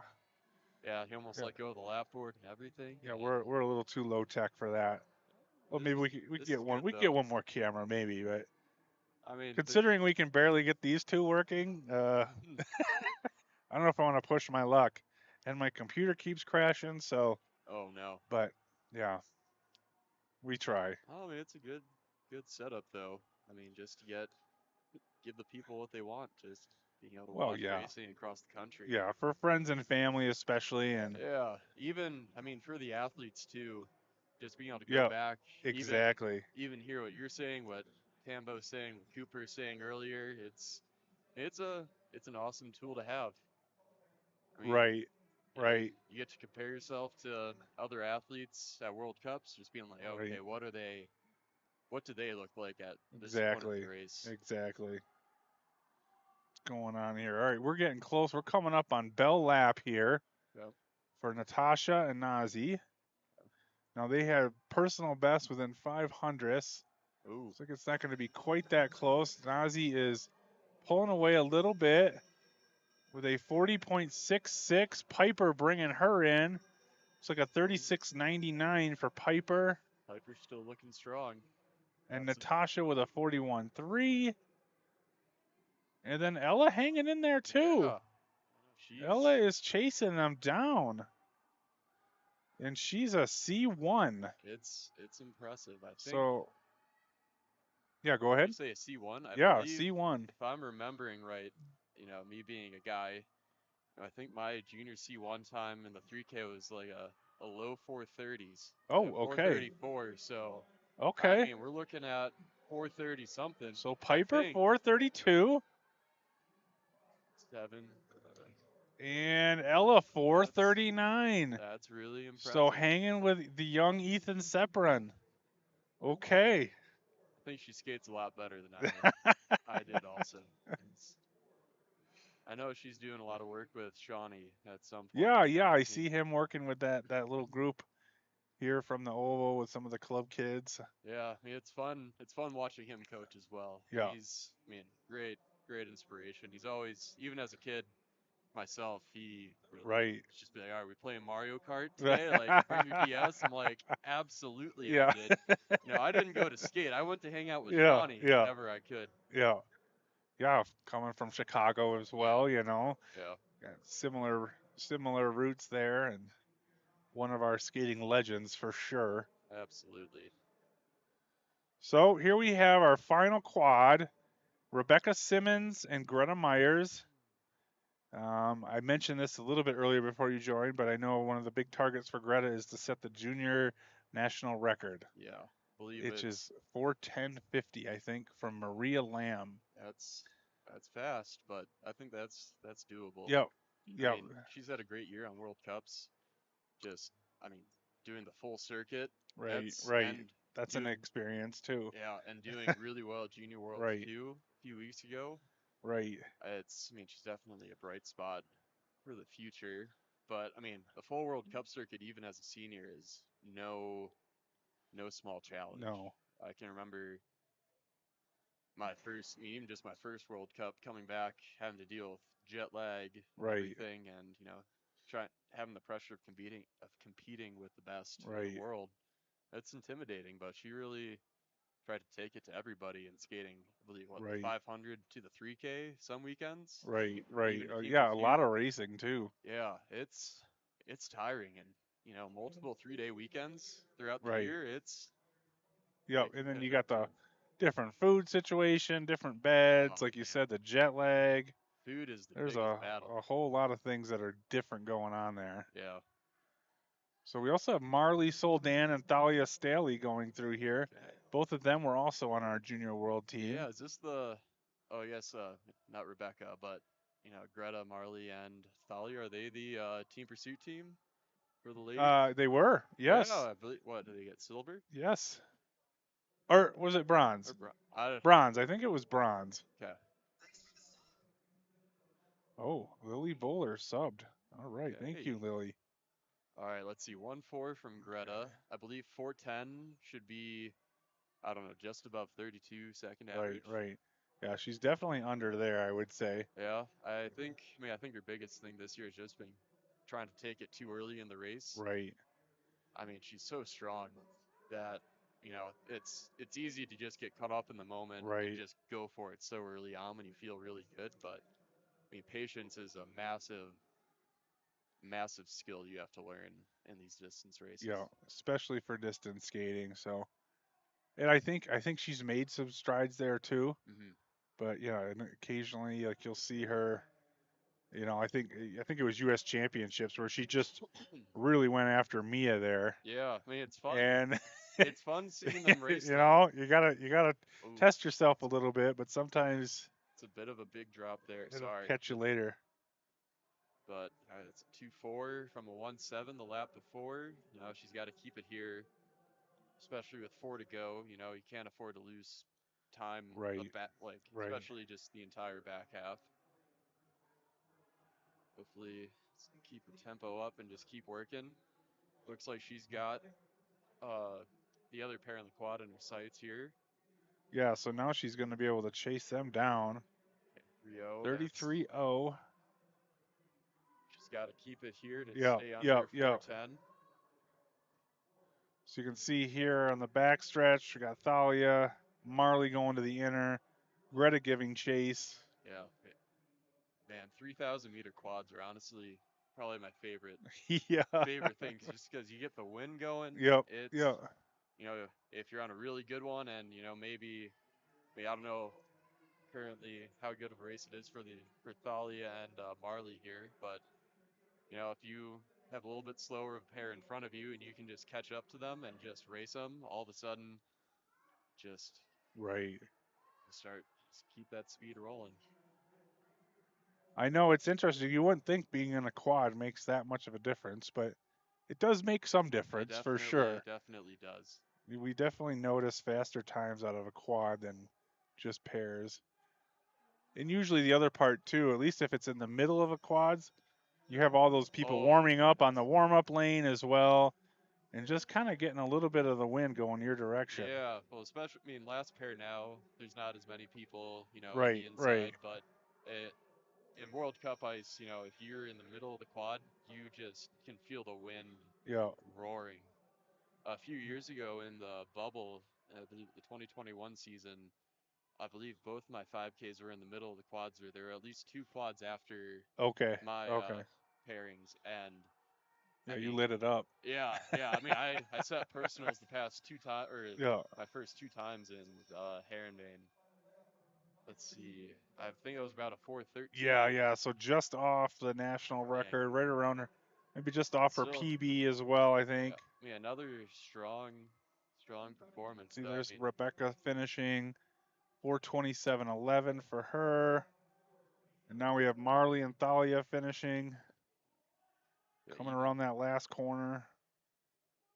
even the difference between the quads at the World Cups and then World Championships a few weeks later, the energy was completely different. Yeah, yeah. I remember warming up second or third pair at World Championships, and I was shocked at how silent it was compared Right, to right, right. the 5Ks 2 and 3 weeks before that. So 431.58 for Marley, 432 for Thalia. Thalia had that crash earlier too. Yeah, It's tough to pick yourself up and just get right, your body moving again sometimes. right. Good competition though. Yeah, she was able to pop back up though and finish that race. Yeah,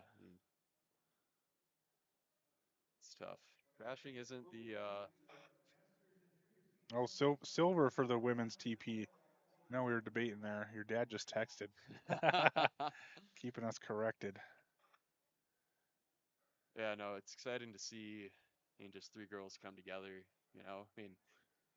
we've always had really strong girls in US speed skating's history, but Right. it's just timing can be super, super tough. We finally just won our first world championship team pursuit medal for the women.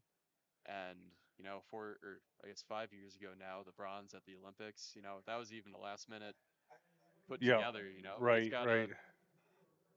it's exciting to see it start early on.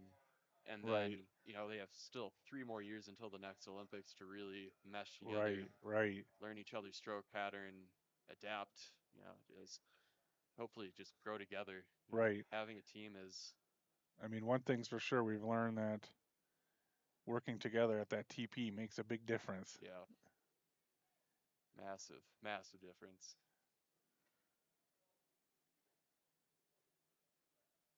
Yeah, no, I'm excited to see what they can do. All right. So up next, what do we have here? I believe maybe 3,000 masters in junior C men. Oh, okay, we got a good amount of. So I think that's what we have up next, and then we'll end with the 5,000 meter. We got.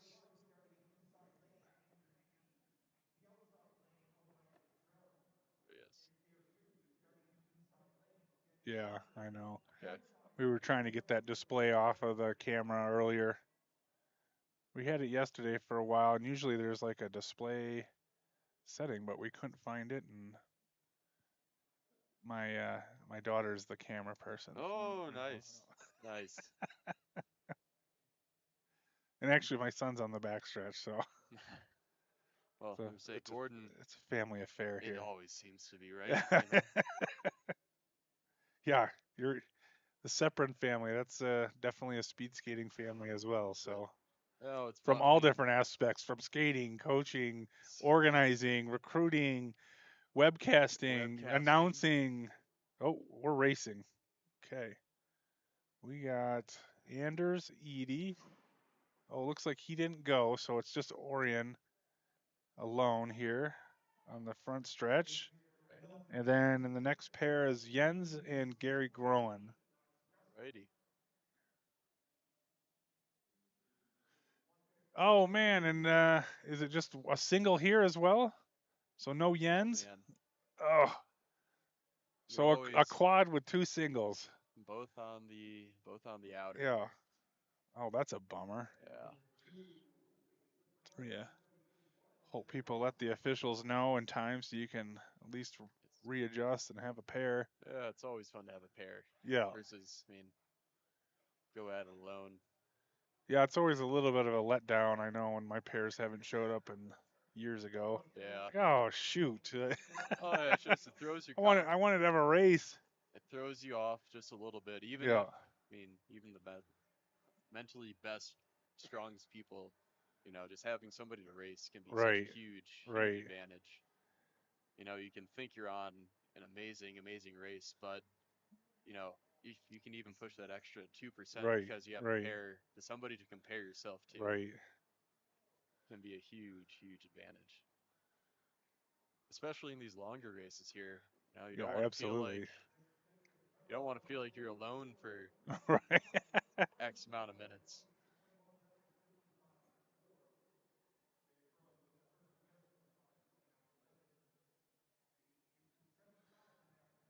So at least for Orion, doesn't look like he's done one of these races before. Or at least hasn't been recorded on SpeedskatingResults.com. Yep. So this is his maybe his debut in the 3,000 meter. I like it. I remember my first 3K whenever it was like well, I don't know if they use the term like midget age class anymore, but No, I don't think so. I don't. It's a junior D, Yeah, yeah, I think maybe.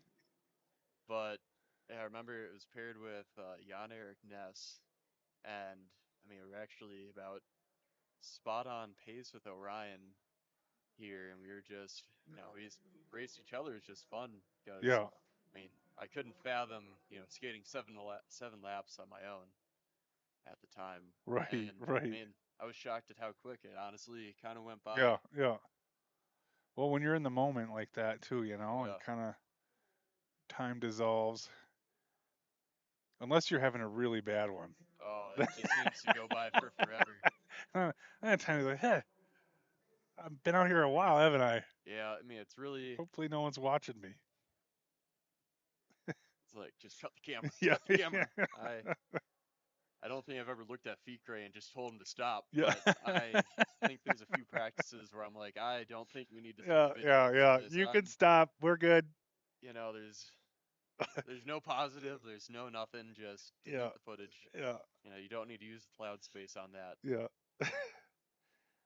Or at least we don't need, 6 laps of it. Yeah, I got the I got drift. I got the drift. I see what's going on.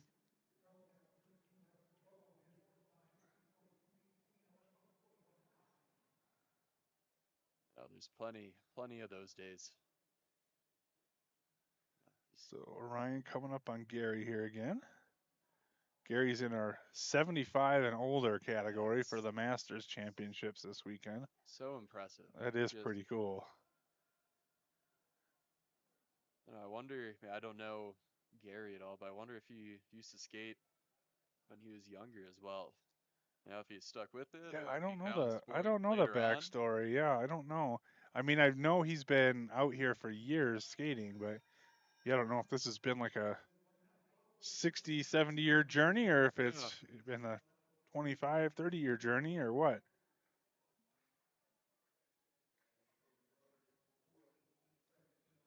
I mean, love to see. People stay involved or get Right, involved. It shows. I think it seems like Gary's having a good time. right. Just, it's just skating. at the end of the day. Yeah, and Just showing that. I mean, great exercise too. You know, Yeah.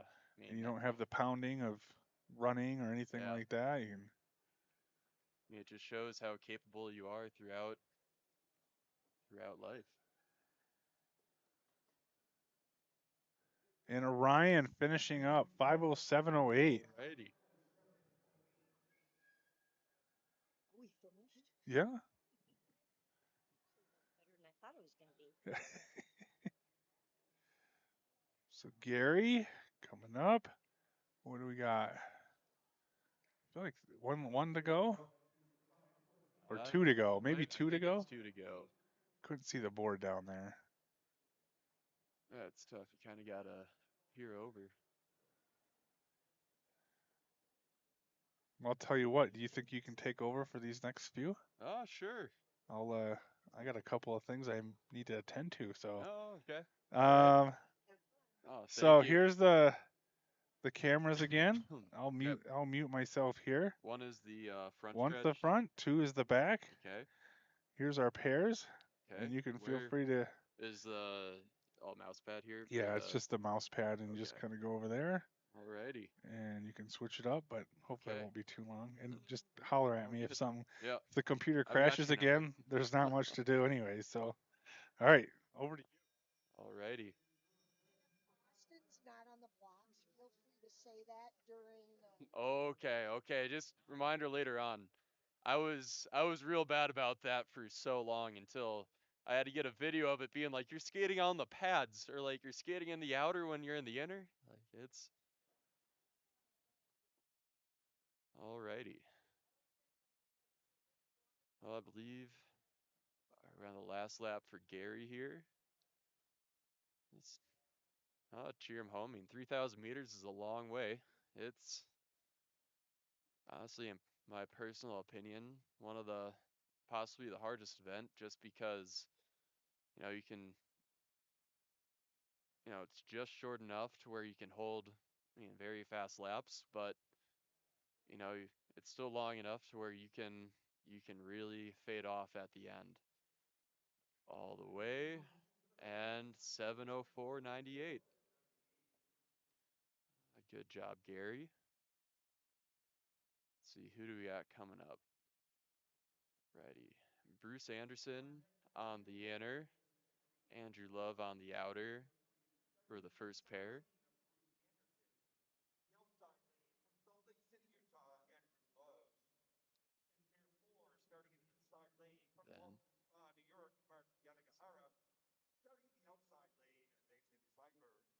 Then Mark Yanagihara and Nathan Feinberg for the second pair. It seems we got another Masters quad.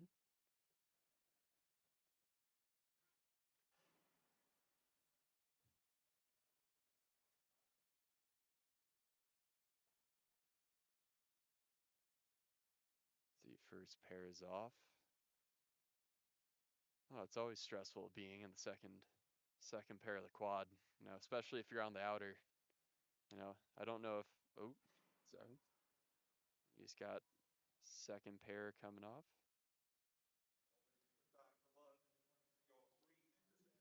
Ready. Ooh. All right. Looks like Andrew Love held up for that little mini draft on the first crossover. Drafting being a very, very big part of the sport. Especially in these longer races, it can be tough. If you're moving faster than your pair, you got to debate, do I, hold up and try to get a draft, save on efficiency, but possibly slow down? Or do I try to hold, just maintain my speed, your pace, and just hope for the best later on? Mark doing no arms in the corners. Well, possibly a more aerodynamic position. Oh, then we got a good pair between Andrew Love and Bruce Anderson.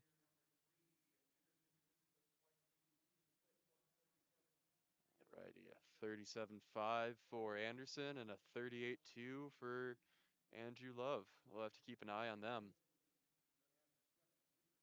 It's looking like it's going to turn out to be a good pair. We got Mark coming out with, I believe, 4 to go. Or 5, possibly. Just looking at the timing of everything. Oh, Andrew Love and Bruce Anderson really staying neck and neck here.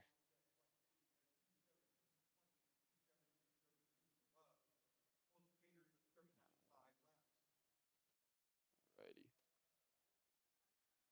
Oh, we can see Nathan Feinberg entering the inner lane here. Then we're going to catch these two. Oh, so it looks like Bruce Anderson maybe caught a good draft on Andrew Love there. Seemed to be extending his gap.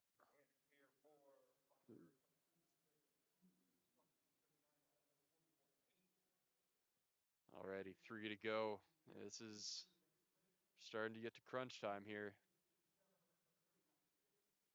Oh, that's where you got to commit to keeping your speed. Otherwise, you may have gone out too hard. All right, Mark's looking strong, dropping an arm now. Right. Oh, Bruce Anderson extending that gap on Andrew Love. Mark's keeping a good rhythm. He's got Shawnee Davis on the backstretch. Oh, and we're back to no arms in the corner.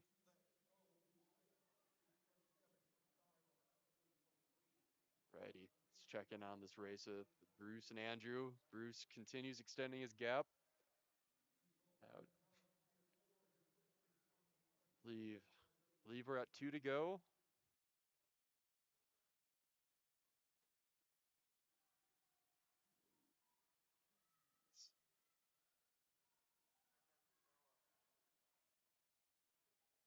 Believe we're gonna start hearing the bell here soon. Oh, Mark's still moving. Righty. 1 to go. The time is now.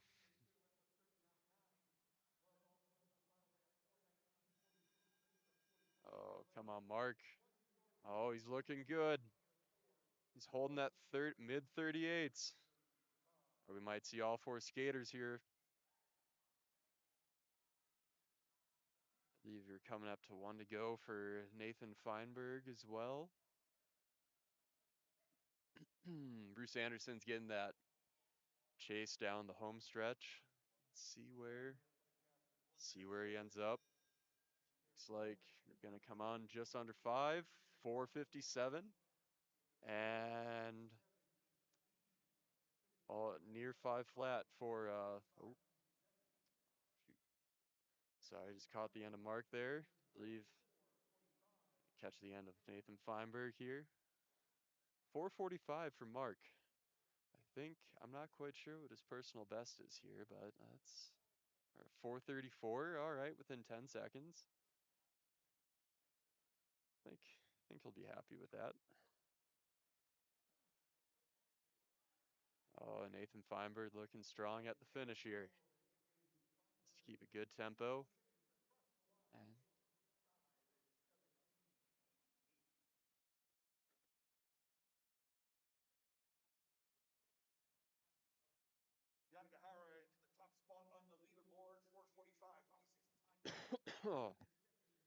oh, sorry. Excuse my cough here. Just coming back up to altitude. It's a little dry relative to the past few weeks in Europe.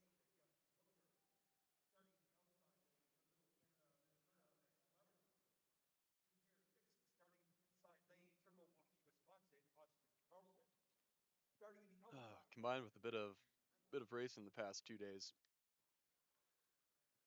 No, it's a recipe for a little dry cough.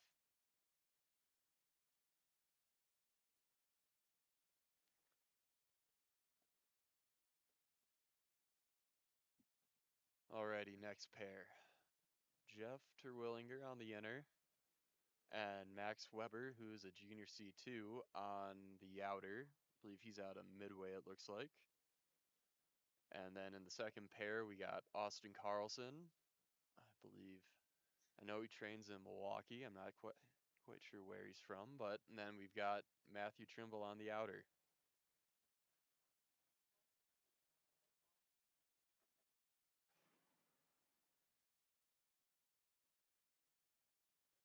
Alrighty, clean start.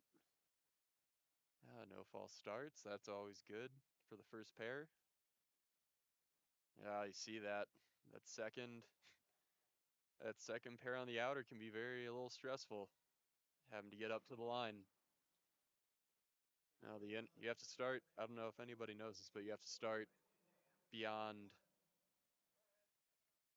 or behind the inner lane. So, ooh, Carlson getting aggressive here. I like to see it. 20.0. Oh, this looks like it's gonna be a good pair to watch. I'm excited.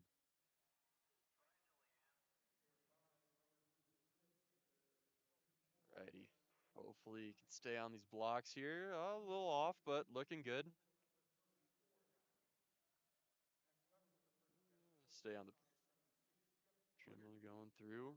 Looks like, let's see what Carlson's first lap is. 30.39, looking good. Max Weber's looking comfortable. I believe he's got 32.9.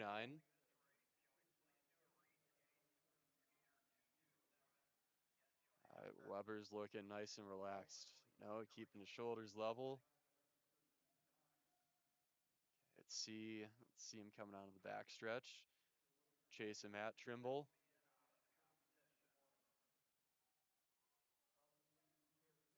Carlson dropped to a 1-1.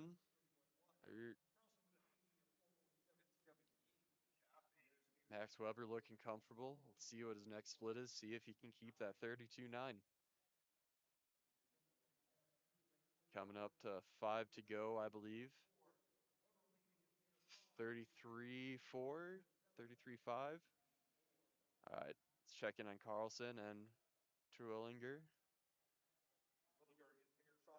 Little Carlson might get a little slingshot action from Terwillinger, get a little draft.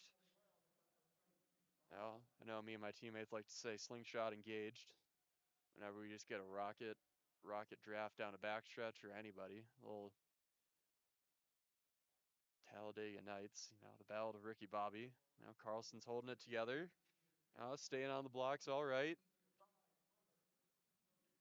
All right, Weber with a 4-4. He's got to keep it flat, Every second you lose early on in the race per lap, that compounds over time. Carlson at a 33.3.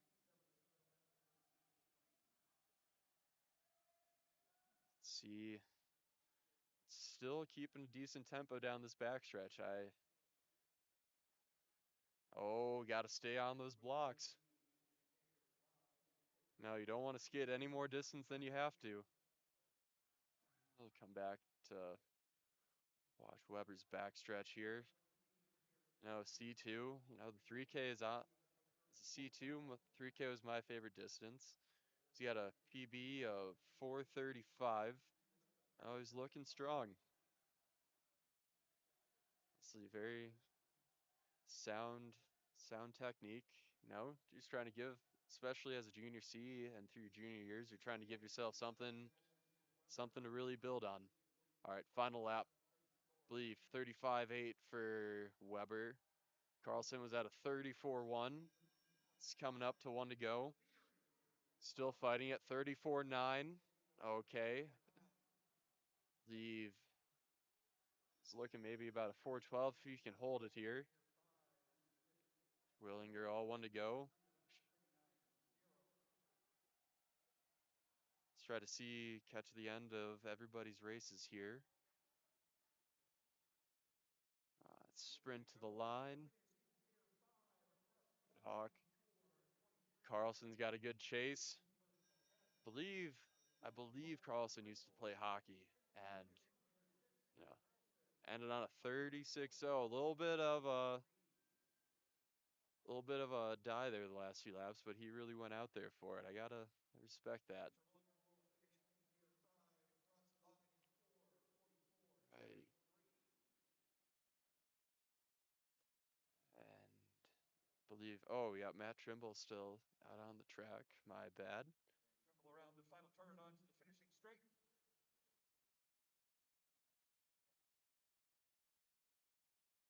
And all the way.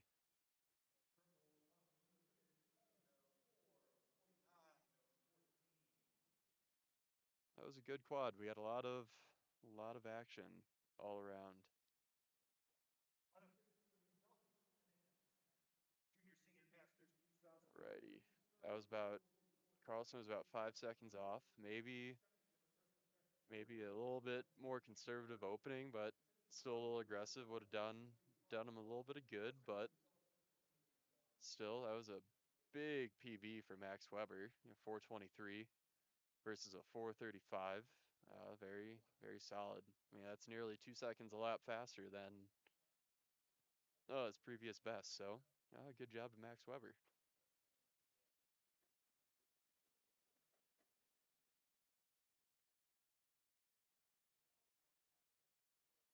Righty.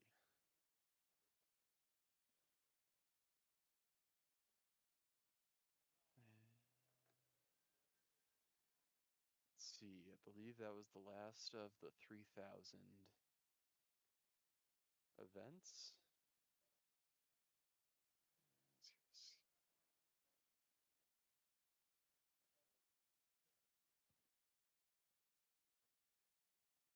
Oh, we might have a 3,000 out of competition coming up with Jens Johansson.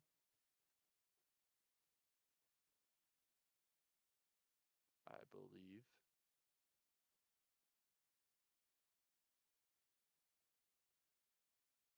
Yes, we do.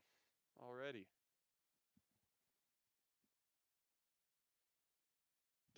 The ongoing out of competition restates in the Henderson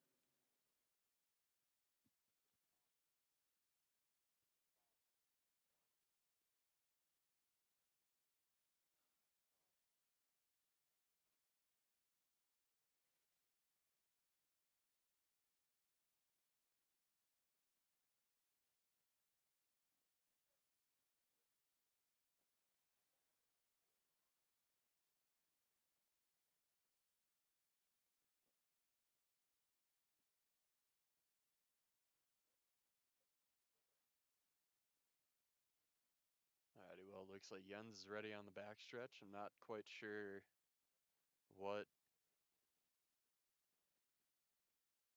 we're waiting for. Maybe might just be the timing system.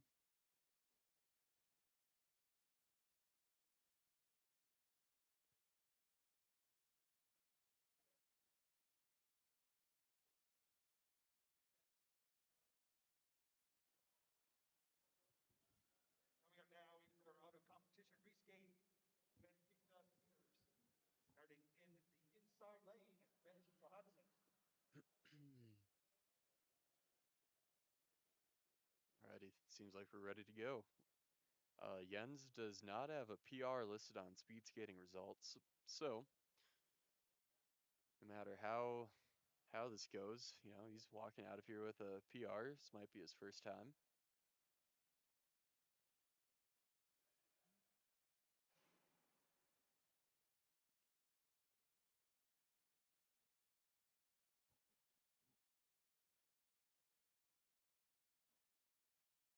Good news for Jens, I guess, is that there's nobody else for the cameras to focus on. Now he's going to be able to go back, rewatch, everything. Split time for Johansson is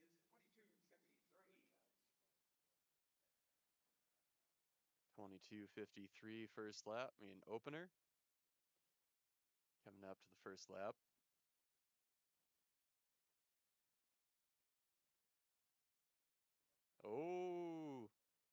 Oh man, good save there.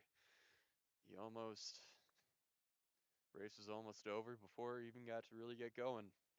You got to be careful. You don't want to forget to change lanes.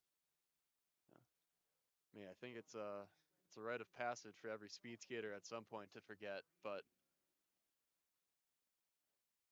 I believe my first time forgetting to switch lanes was in a 1500. I was paired with one of my former coaches, Melissa Koenig, and I'm not quite sure what was going through my head, but I remember the timing system then quit working because I forgot to change lanes, and she didn't actually get a time from her race, so that I got disqualified. She didn't get a time for her maximum effort, and I don't, there weren't any hard feelings about it, but we've laughed about that a few times. Jens coming through with I believe he had a first lap of 36. Lap times are up on the board since he's solo, but 37.6 there. I believe he had a 36 first lap.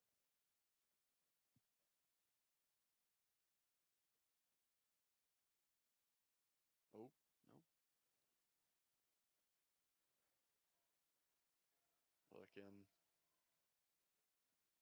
Looking solid. All right. Oh, he's staying on those blocks.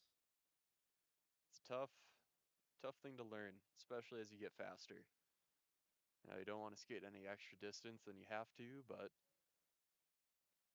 when you're going faster, it takes a lot more energy to stay on a tighter radius. It makes the legs burn a little bit.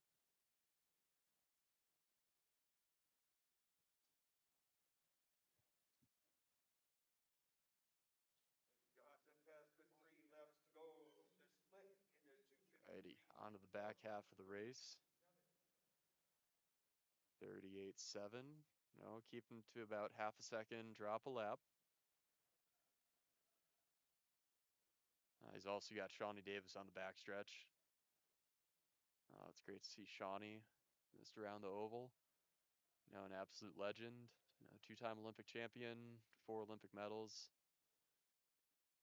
Just still staying involved in the sport.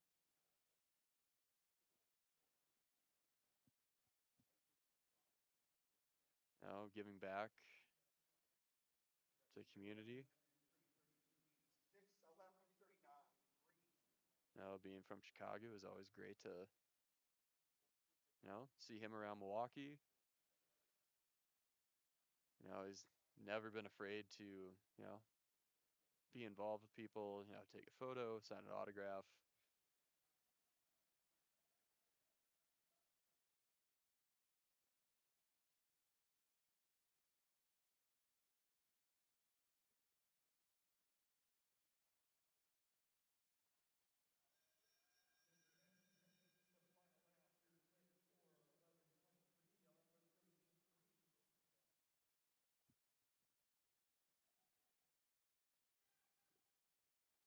All right, final lap.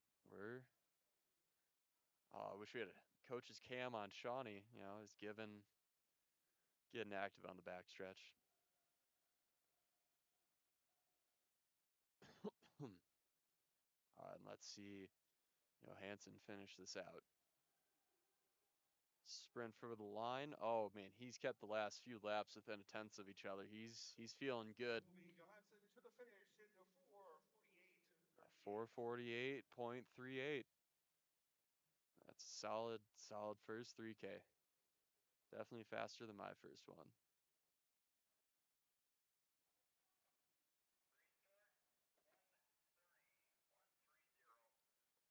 Alrighty, I believe we're about to go on a break here until 1:30.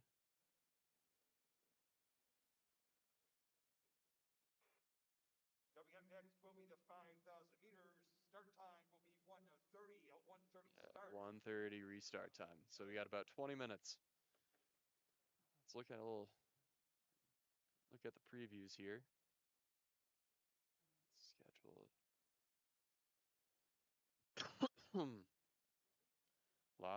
It's nice seeing a lot of juniors come in, race the 5K. It's a tough race. I mean, I've skated a few in my lifetime. see, we're going to have a single pair and then with Matthew Pelchat and Mark With again. And then it looks like we're going to have 4 quads. So, 2, 3, 4, yep. Alrighty, we should have some pretty good pairs coming up. I mean, pair of the day, or quad of the day, I mean, Kellen Dunphy, just made his first World Cup team. It's hot off coming back from Poland. He had some pretty solid, 2 solid 5Ks there. I think he learned a lot. And Casey Dawson, teammate, friend, we've excited to see what Casey can do today. And then we got a battle of the A2s with John Tobon and Augie Herman. Oh yeah, just a few. Thanks, Laura. Yeah, we'll see how this goes. I'm also excited to see Tommy Fitzgerald go. Now he's been on a hot streak recently. He got a real awesome PR in the 500 yesterday. I think 37.4. Then he had a great university games. Come back to that later. Yeah, should be a good time. Yeah, just excited to see the juniors go out and get some experience. That's what the 5K takes. And I think I'll see you guys in a few.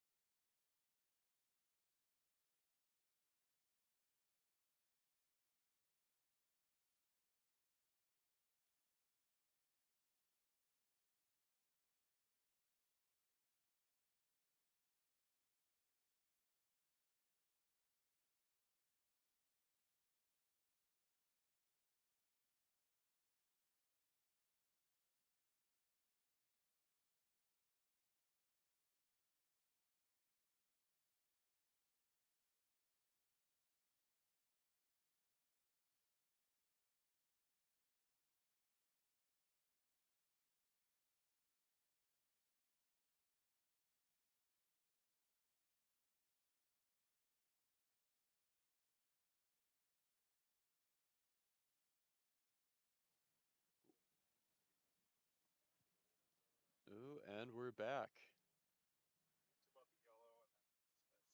Okay, wait. Go up to the yellow? Yeah. Or You're fine. You're fine. okay.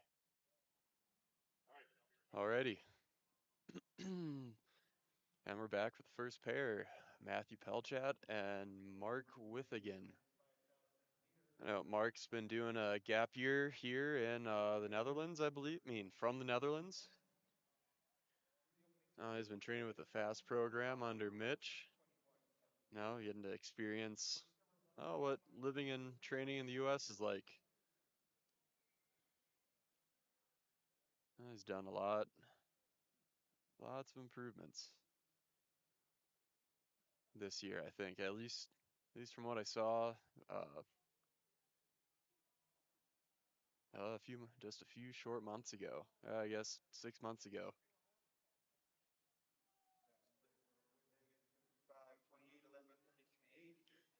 33.8. Let's see.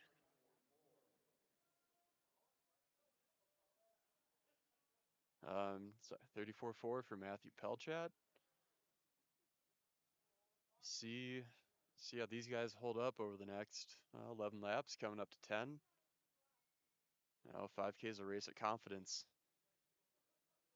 I mean, it's a lot of people associate the 3K and 5K together, but if you think about it, the 5K is nearly double the distance. It's even if you have an awesome first 3,000 meters, you can really pay the price in a matter of 5 laps. 5.5 for Matthew and a 36.0 for Mark. So calm down a little bit versus the first laps. Both of them were about a second to 2 seconds slower on that lap.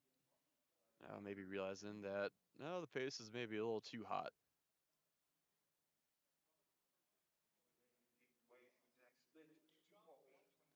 I believe these are actually both of theirs first 5Ks. 37.5 for Matthew and then 36.9 for Mark. So hopefully these guys kind of stay together, give us a good show.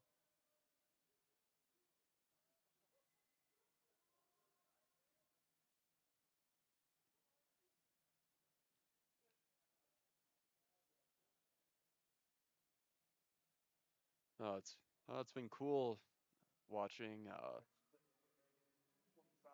Matthew the past few months, I guess, a little bit at, believe, U.S. Championships and also, well, now, because his dad, I believe his name is Mark, was an Olympian during the 2002 Olympics, I know for sure. I remember, I think there's an infamous video of, a highly impressive infamous video of Matt's dad doing, I don't know if I would say a belly slide, but he fell in the opener of the 500 meters and did a 360 on his skates and still managed to open up, somewhere in the nines. I believe it was still like a 9.8, which I don't know if there's anybody else in the world that could possibly do that. I mean, we'll say that was all skill, no luck. I mean, it's hard enough for some of us to open up just below 10.5.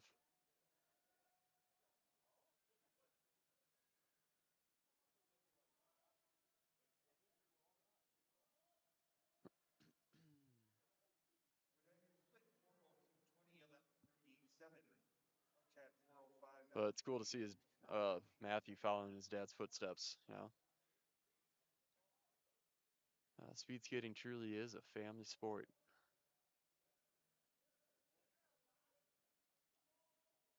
Let's see, Mark's at 38.77. Matt is at 39.7. So Mark's gaining second lap on Matt. And we're coming up to 3,000 meters. Oh, you've come so far and you still have a decent way to go. 39.4 for Mark. Matt's keeping it consistent at 39.7.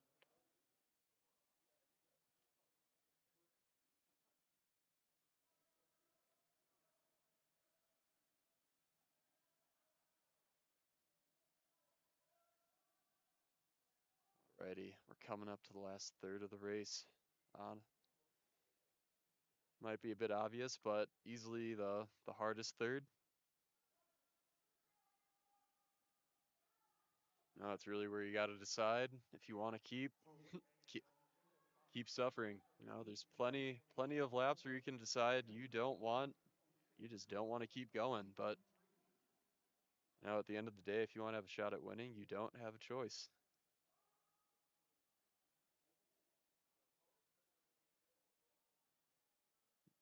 Now both holding their technique here. And it's a long, long way.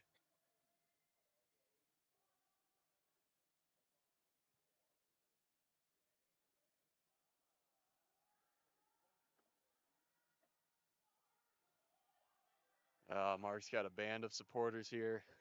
He's definitely made friends with a lot of people.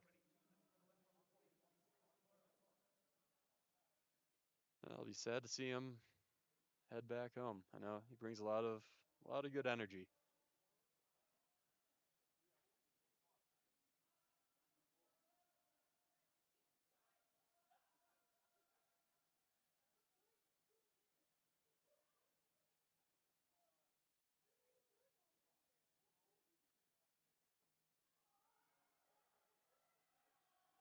Still 2 to go. Yeah, these last 2 laps can be a bloodbath.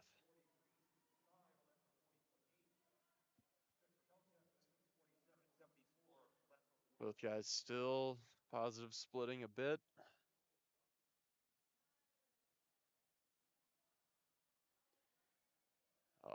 Matt with a hand on the knee. I've been there a few times. I've made a bad habit of that this year, where there's nothing. The legs just blow up. You don't feel like you can really give a whole lot more. So you go to your arms, which isn't really aerodynamic or very powerful, since personally, I don't have the biggest arms, so they can't really produce a whole lot of work.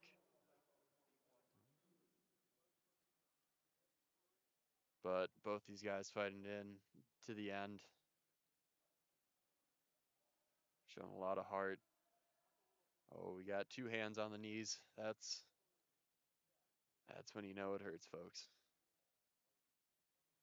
Especially these 5,000s here at altitude can be a harsh time. A lot of people get tempted by the fast ice. You go out super hot, and then you can't breathe halfway through the race. And all the way in. Nice job, guys. These two still had 35 seconds on me from my first 5K. So, good effort. In our next quartet, we have pairs 2 and 3.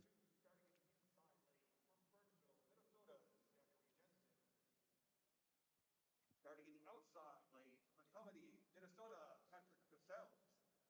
And pair 3, starting in the inside lane from Arvada, Colorado, Tristan Boyd. Starting in the outside lane, Gavin Ward. Seems like Mark's got some good support in the chat, especially being from the Netherlands. It's not the easiest for his family to see him this year. See what strides he's made. So thanks to US Speed Skating for setting this up, especially for all you folks, even just across the country.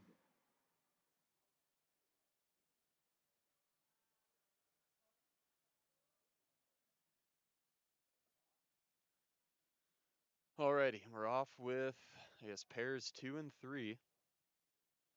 The first pair having Zachary Jensen on the inner and Patrick Kozl on the outer. Both these skaters from Midway. And then we've got Tristan Boyd and Gavin Ord in the second pair.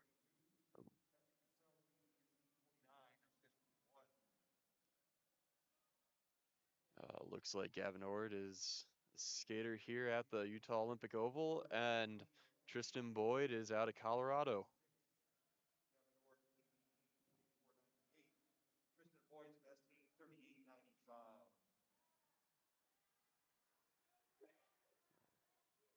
skaters look like they're getting after it here on this backstretch.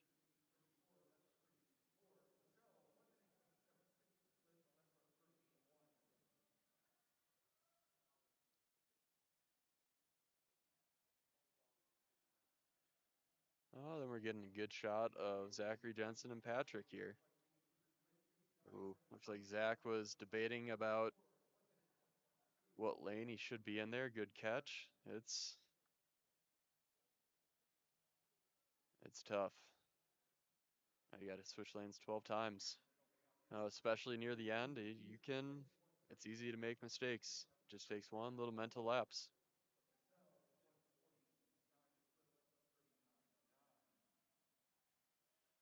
Alrighty, then Zach Jensen's holding 37.4, and Patrick's at 39.9, while Tristan Boyd was 35.9 and then just did a 36.3, and then Gavin Ord is at 37.5 at the moment.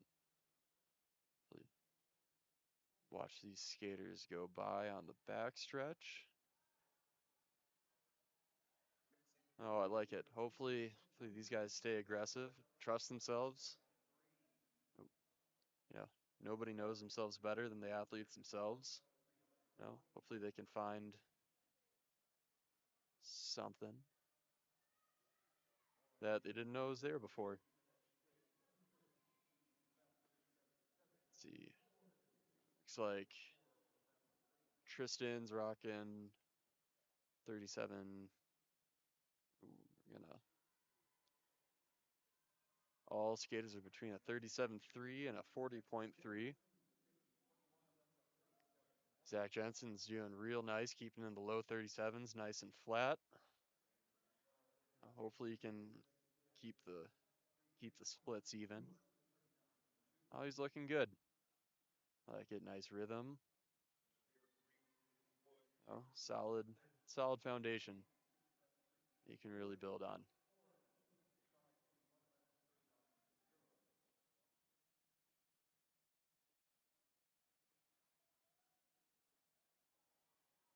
Oh, a good shot of Patrick Kozol coming through. Let's see. Zach Jensen with a 37.5, a little positive split. Seems like all skaters are either bringing it down or staying fairly even. Oh. Patrick Kozol with a 40 flat. Zach Jensen looks like he's in a rhythm.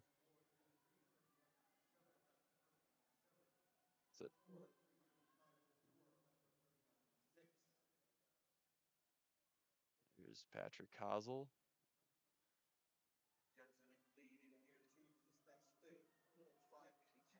And Zach Jensen holding 38.0. 38.0 now, and it looks like both Tristan Boyd and Gavin are holding those mid 39s. Still just looks like Zach's just in a comfy place right now.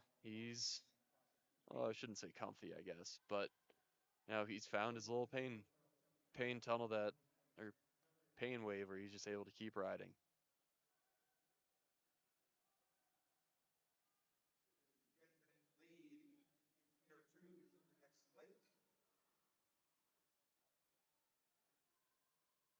Alrighty. Not quite sure what happened there, but looks like we got some lap times all of a sudden not making so much sense. I don't know if anybody's ever hit a 27.5 in a 5K before, or even 27.3 to say the least. Hopefully, I don't know if it's the lane change or just timing error.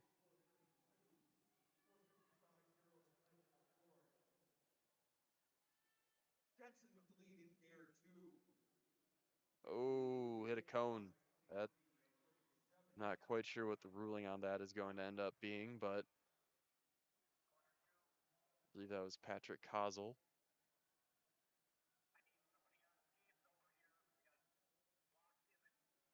Sounds like we got blocks everywhere. Oh, and Zach Jensen's able to avoid it. Good. He's good on his skates. I wish I could tell you what he's on, but it looks like he's not slowing down. So we got Got a lot going on here, but looks like Zach is catching up to the pairs in front, coming up to 3 to go. If he can hold on to this, looks like he's around 39.5. He could be looking to for nearly a 30-second PR. Here's Patrick Kozol still working it a little bit. And these guys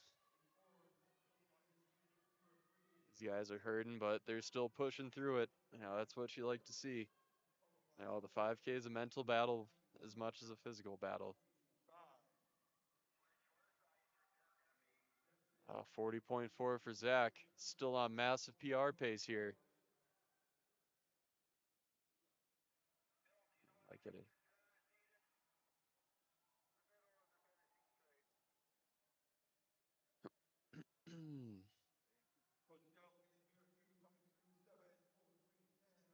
It's looking like 2 to go for Kozol here. He himself is also looking like he's on a big PR. Sorry about the camera angle, folks. Oh, and Zach's getting a good chase on what it looks like to be Tristan Boyd, I believe. He's coming to the final lap. 41.1. Keeps it here. He's still looking at a 30-second PR from 8:36 down to, I don't know, maybe 8:05, 8:06. Here's Kozol, I believe, coming up to 1 to go. It's a glorious sound, the 1 to go.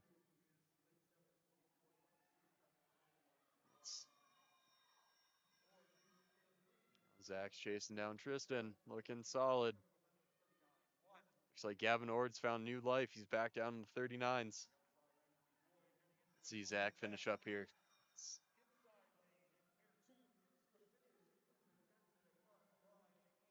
8:0. Oh, and we have a man down on Zach Jensen. Oh man, it's a tough finish.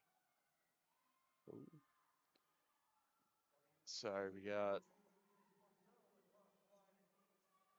Patrick Kozol 8:24. Oh, solid ending. And then Gavin Ord 8:11. Man, these guys crushed some PRs today. I believe you're just waiting on Tristan Boyd to finish here all the way. And he himself is looking at a 10-second PR.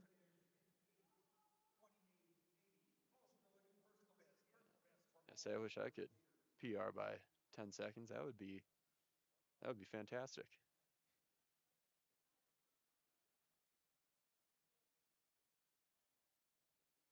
Alrighty, looks like we got a little ice repair. Hopefully not more than a minute or two delay.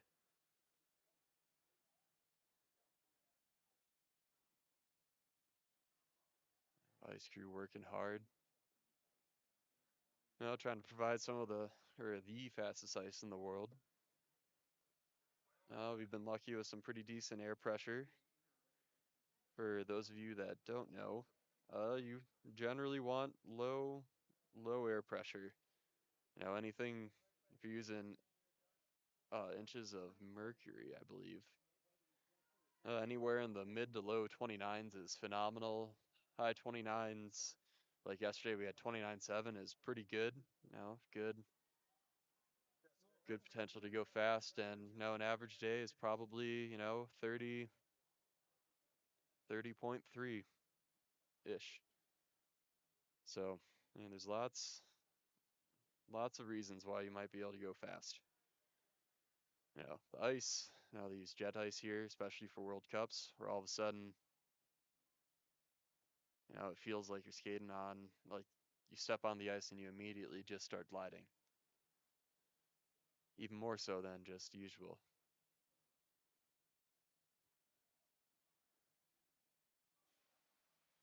There's the fire extinguisher.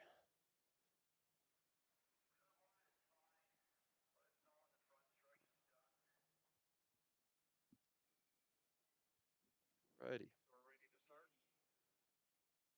Sounds like we're nearly ready. See skaters, waiting on the backstretch, trying to stay warm. There's not. Ice repairs can be one of the more annoying things as an athlete. You're ready to go, and all of a sudden you get an extra 3 minutes where you are quite literally being iced. It's a little bit like icing the kicker in football, except usually it's not intentional.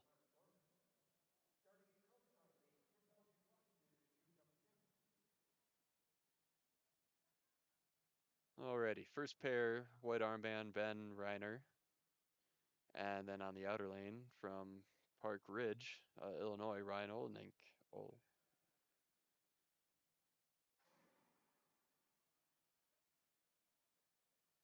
I used to train quite a bit with Ryan a little bit. Back when I was in high school living in Chicago, I would skate short track every other day and skate long track on the other days. Pretty much Tuesday, Thursday, Sunday, short track between Park Ridge and Glen Ellen. And then on Monday, Wednesday, Friday, Saturday, I'd be skating long track. But Ryan was a part of the Park Ridge Speed Skating Club. I believe he skates with Northbrook now. He runs cross country. Now he likes to push himself. Back when I visited home for the 4th of July, I got to lead the Freedom 4 that my town, Glen Ellen, Illinois, puts on every morning, every 4th of July morning. And to my surprise, Ryan joined. It was always fun seeing faces you know.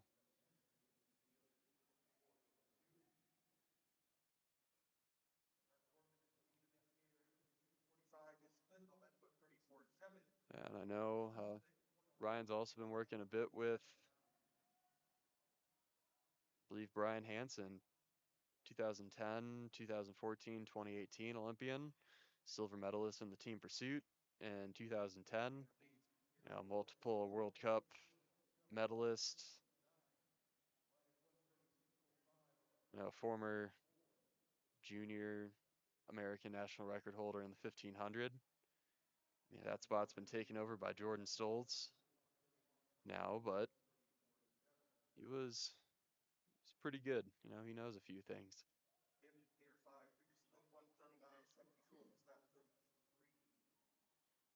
Another example of skaters giving back to the community. They don't have to, but they know it helps keep the sport alive. It's not always the most accessible sport, so any access to coaching or anything can be such a massive, massive help.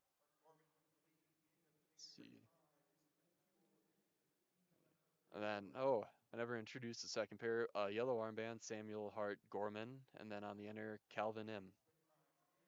But if he's got blue armband, he's in the white and blue suit. All these guys seem to be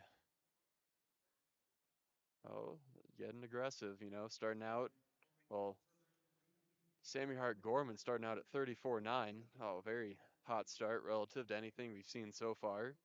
And then, let's see, Ben Rayner and Ryan Oldenink going out at, 38.6 for Rayner and 37.3 for Oldenink.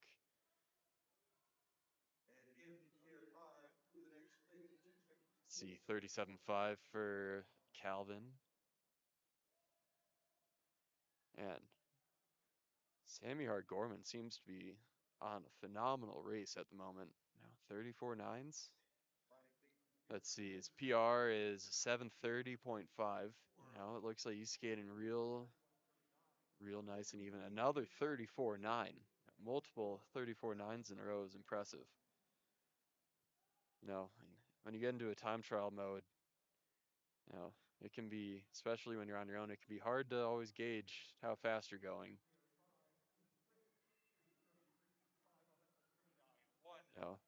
Sometimes it's helpful not to have a pair, but have people around you when you're just locked in, because you just go all off the feel. The best skaters in the world, you can tell them to go hit a lap time and they'll hit it. Another 34.9. Man, the consistency is impeccable. Calvin's hurting a little bit coming into the 3,000 meter mark. It's okay. Ryan's looking strong. Let's see where Ryan's at. 37.2s. I like it. Nice and flat. Hart Gorman just keeps on working it. It's Calvin. This is looking some really good skating from Ryan. Just staying within himself. Not over pushing. Oh, that's a big positive split for Hart Gorman. 35.6. Let's see. Rayner at a 40.7. There's a little bit of a wall, but he's still trying to keep it in. Looks like he's trying to keep his skating intact. And real nice corners from Ryan here. Just nice short steps. I got the hand on the knee from Calvin. It's tough when you got four or five to go. Hart going with a 35.9. A little bit, a 0.3 positive split. 37.4 from Brian. Just keeping it nice and even. These two might even be able to race each other a little bit. Let's see. We got three skaters all in a span of 100 meters here. Ryan's looking alive more than ever. Hart Gorman's going to have to get around Calvin here. Hopefully he can do it efficiently. It can always be tough, especially in these quads when you catch up. Let's see, another 35.9 from Gorman. Now Calvin's at a 42.2. Ryan with another 37.4. It's phenomenal work.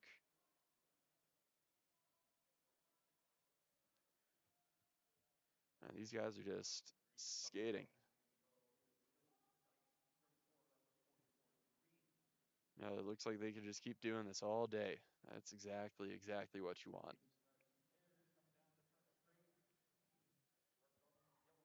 Hart Gorman and Ryan are just racing each other now. It's looking solid.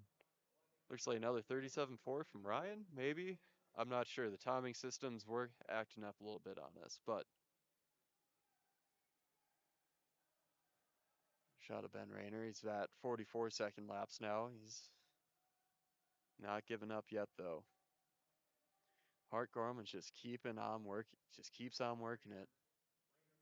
He's coming up to 1 to go. If he, let's see, split a 6:16 with 2 to go, he could be looking at somewhere in the 7:20s here. It could be a massive PR. He's at 37.2. Ryan's at 37.5. Ryan's just cruising here. We're looking at some massive PRs. Ryan might be breaking 750 today. Hart Gorman might be. He's looking at a low 720. Oh, awesome to see these guys push each other towards the end here, though. They're about to be so relieved at the end of this race.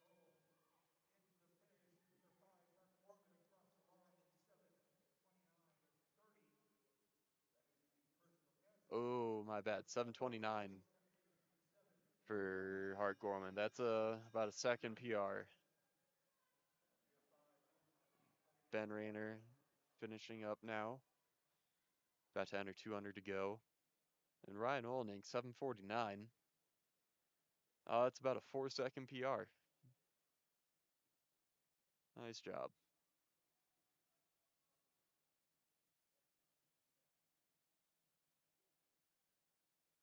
It's nice to see all the work paying off.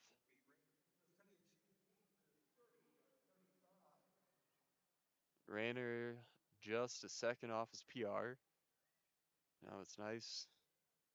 You like to see consistency at least.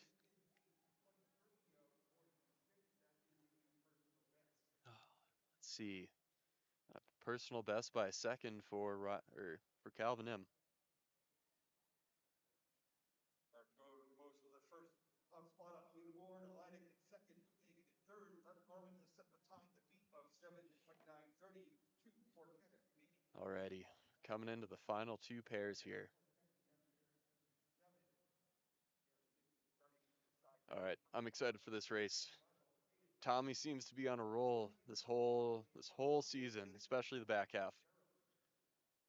Let's see. Yeah, PR 6:49:45. I believe that was set in Milwaukee at U.S. Championships. That was a fast day, but no, there's no reason he couldn't do it. Couldn't do it here. He's been putting in a lot of good work with. Oh man, I'm blanking.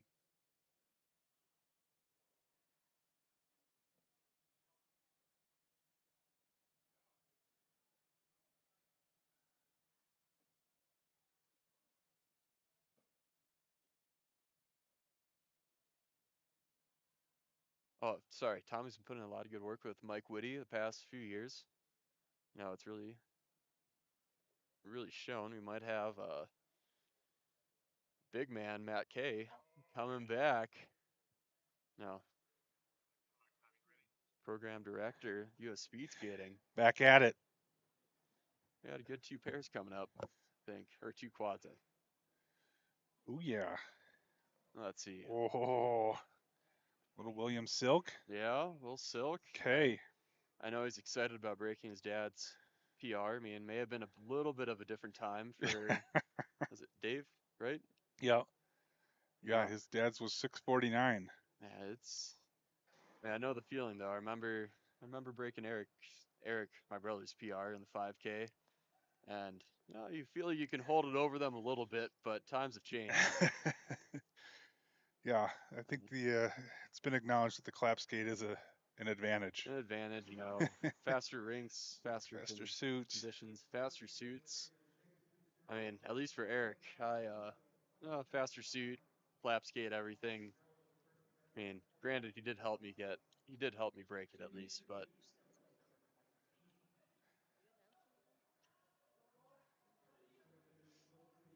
And we got Eder.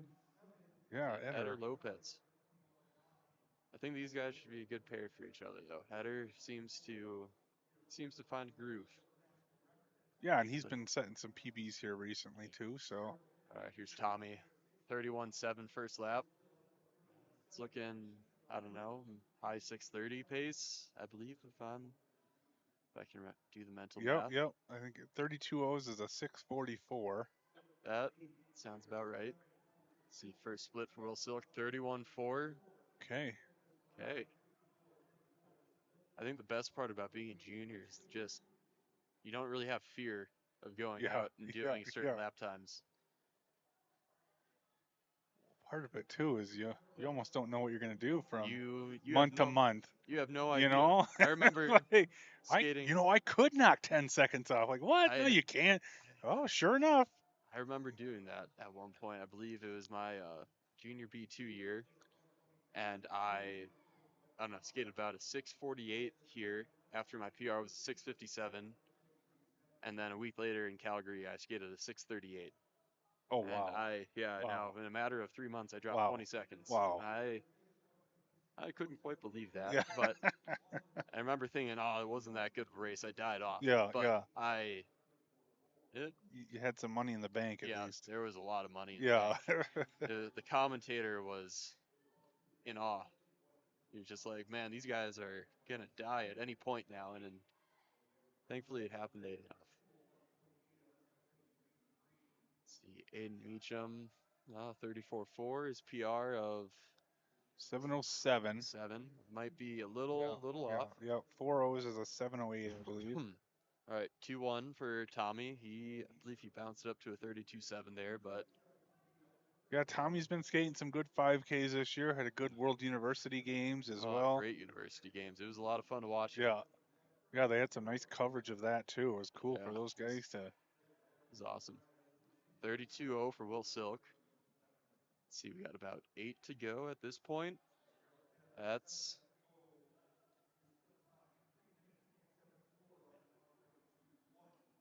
Would you say you apply yourself at certain points, or is it a gradual build? How do you kind of look at it? Whenever when I was younger and still trying to get to the level where I'm at now, or at least consistency, I feel like I had to just go out there and skate. Just skate as fast as I thought I could for 12 laps. there's always a reality check, with the wall at some point. Yeah. But over time, you kind of learned yourself. You're like, okay, 30.0 first lap, too fast Yeah. Yeah. for now. Yeah. But at some point mentally, you have to keep just pressing it, and maybe just start a little bit slower each time Right. or Right. faster, as long as you keep adjusting and Right. trusting yourself to be able to suffer. Because, I mean, anybody can skid maybe a first 4 laps, Right. Right. 6 laps, whatever, but you got to realize that there's still 6 laps after that you really need to be able to hammer. So, I remember it was almost like a magical feeling when I felt like I could actually hold the lap time and almost feel like I could build down, Right. like throughout the Right. race. So it was just like, oh, that was it. So, I mean, I think it's good for especially juniors, even like neo seniors, to just be aggressive because you have no idea what you might do Mhm. that day. Fear is a big factor in these Yeah. races. Yeah. It also really helps to have somebody to race throughout the entire race. Right. I mean, I remember getting to race even Emory at one point when I was junior A or junior B, and I had all of a sudden I had no idea what I could do, Yeah. but I dropped, I don't know, a few seconds off an altitude PR at sea level, and that was just from trying to race him a little bit and Yeah. just keep him Yeah. within earsight or eyesight.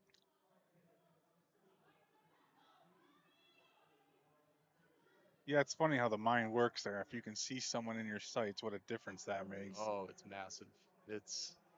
I mean, even remember 2 years ago, and I don't know, my PR was about 6:28, 6:26, and I mean, just dropping 4 seconds at that point is Yeah. massive for Yeah. me. But it was just a regular weekend time trial where we called it the Salty Cup, Oh yeah. and I don't know, it was me and Casey, and I mean, went out at 29.7 or 30.1. It was the first time I felt it was just like, okay, I can, break through 29. Right. Feel like this is doable Right. because we knew the year after we're gonna have to do 6:16 to be able to make Yep. the Olympics. So just, I don't know, Would you end up with chiseling a up. personal 612 now or so? Yeah, 6:12. I believe Mhm. like that one day with Casey, it was at 6:23, Okay. and then throughout that season, just kept Yeesh. uh, chiseling away at it. Tommy got a great race here. Looking for a 6:48. Hopefully, if he can keep this die down. He's got a No, PB of 649. did I say 6:38 or 6:48? 40. Should be okay. Yeah, I think you said 48. 6:48. Still looking good. Solid on this last outer. Yeah, even that year was just the number of 5Ks I did was more than any other year up to that point, and it just Okay. took repetition, adjusting every time. Yeah. Yep. Soon enough was breaking 6:20.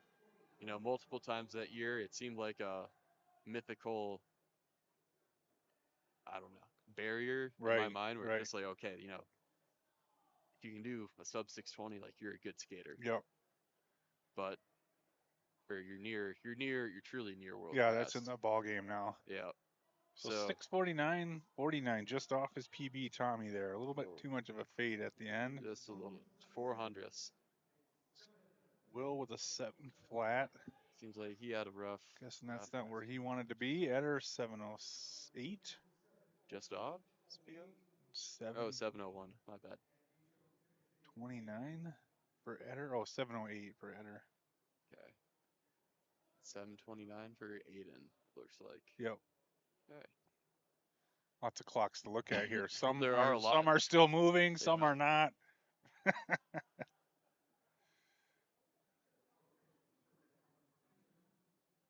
Right, here we go. Quad of the day. This is a big quad here. I'm excited to see what especially this first pair can do. Casey and Kellen. Casey, a good teammate of mine. We trained together a little bit. A little bit. Spent a And then few hours together. every day, for a whole month Yeah, yeah. on the road. And we got Kellen Dunphy right off of his World Cup debut. He had some solid racing in Poland. I think he learned a bit about Yep, himself. he sure did. Sure did. Finished really well that last World Cup, I thought. Yeah. Now we got some young guns again, some A2s. Yep. Our Got junior team. John Tobon and Augie Herman, junior world champions in the team sprint, I believe. That's right. Yeah. It's been fun getting to train with John this year, you know, teach him a little bit. Yeah, Hopefully. first year out in Salt Lake now. We were close, had some good PBs this year. Yeah. It's always an adjustment, I think. Not only training with seniors in a group, but you also have to yeah. deal with the altitude when you first come out. And Altitude, you have to do your own dishes all the time. yes, You know, do you your own laundry. yeah, you have to take care of yourself too. Yeah, it's an adjustment. All of a sudden you have to get to feel what being an adult is like, kind of. It's not always your favorite feeling, but you get used to it. Alrighty. Yeah, this should be a good pair. 1999 for Kellen. Dawson. Let's see Casey and Kellen coming through.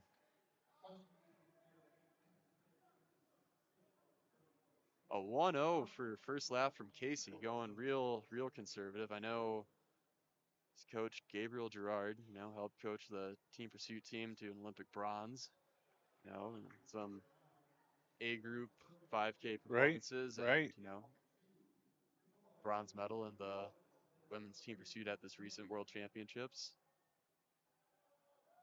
So here's my guess. They really want Casey to negative split the entire race. Entire thing. The entire Half-second thing. negative split. That's what I'm 30.5. guessing. But I know Casey likes to get a little ambitious through the middle when he feels good. Like, oh yeah, I feel good. I feel good. Incredible. Let's go. It's a lot of fun to watch him just get after it, though. So we'll see here. Mid to low 31s for John and Augie. Oh, nice. So you can see him slowly building. What are we at here? 01. Each lap has been faster. See, it's tough race for Casey. Just getting back from the Netherlands on Wednesday afternoon. Now coming up to altitude. Yeah. He had a big PR in the 500 yesterday. Broke 37. Yeah. A little jealous. Oh, I know. I saw that too. I felt bad for you. Another 37-1.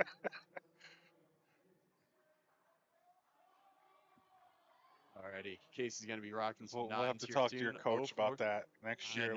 We need to shift the focus. We need some track work in there. We can't move forward until we clip that 500 PB. We need some speed in the team pursuit. Right. Casey looking solid here. Yeah, really. He's looking real comfortable. John with a negative split 31.5 there. He's looking good. Casey's looking strong. So there we go, 9-8. Oh man, how do we decide who was doing what races this weekend? So you did 1,000 today. I did do the 1,000 today. PB. Yeah, about 4/10. Yeah, solid. Very nice PB. I'm not gonna say that who we thought was gonna win that race between you and the Japanese guy. Oh, but it did kind of go according to what we planned. But he actually had a better last lap, I remember, than I expected. I wasn't quite sure what he was going to be doing. Yeah. Man, 29.59. 9.59 for Casey. Okay. He's looking like he's in his zone now. He's got Augie and John coming up too, man. Yeah, that could give him a little bit of a chase here, get them in his sights, and just try to hunt them down. I mean, he's on the prowl at the moment. See, John's about 31.8. He's got to keep it flat if he wants to get a PR here.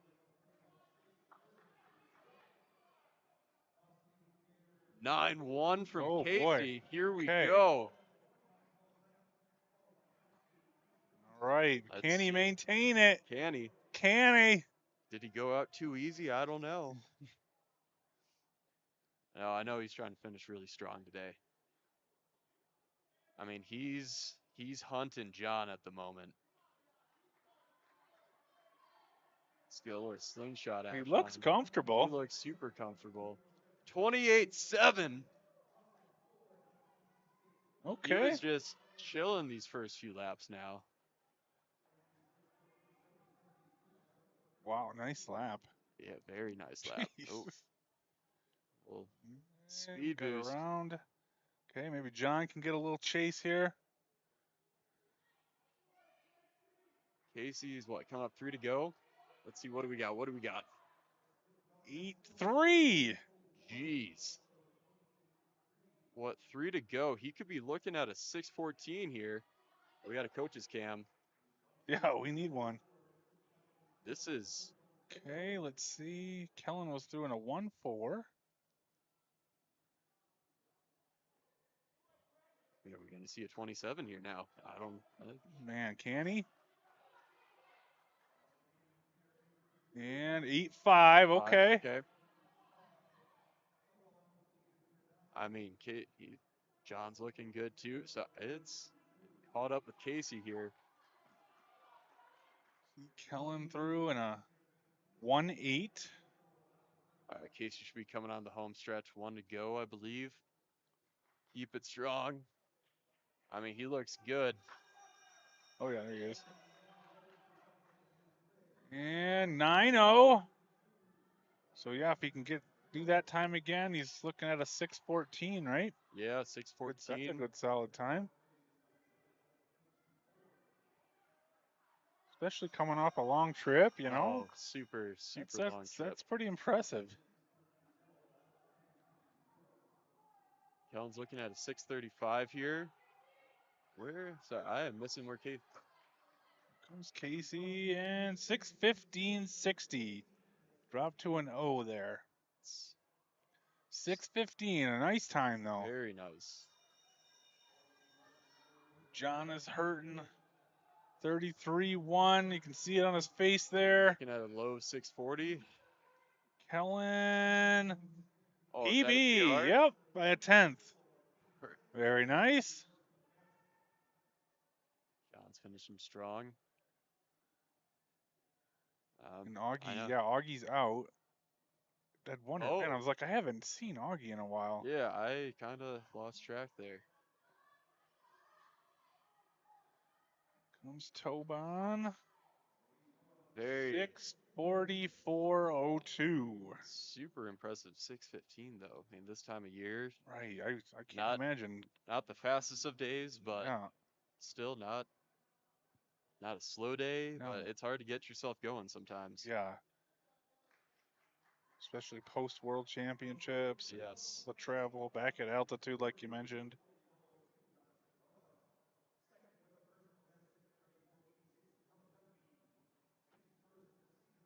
Well, All right, well, that's it for the day, I believe. I think so. So I believe we'll be back tomorrow. I think we're starting at 8:30 tomorrow. Righty. So I'll throw that up here, and then hopefully you guys can join us tomorrow as well. Yeah. Well, thanks But for having me. Yeah, thanks for helping out, man. Appreciate it. Yeah. Get the inside scoop from one of the Yeah. pros. Try to be. Races.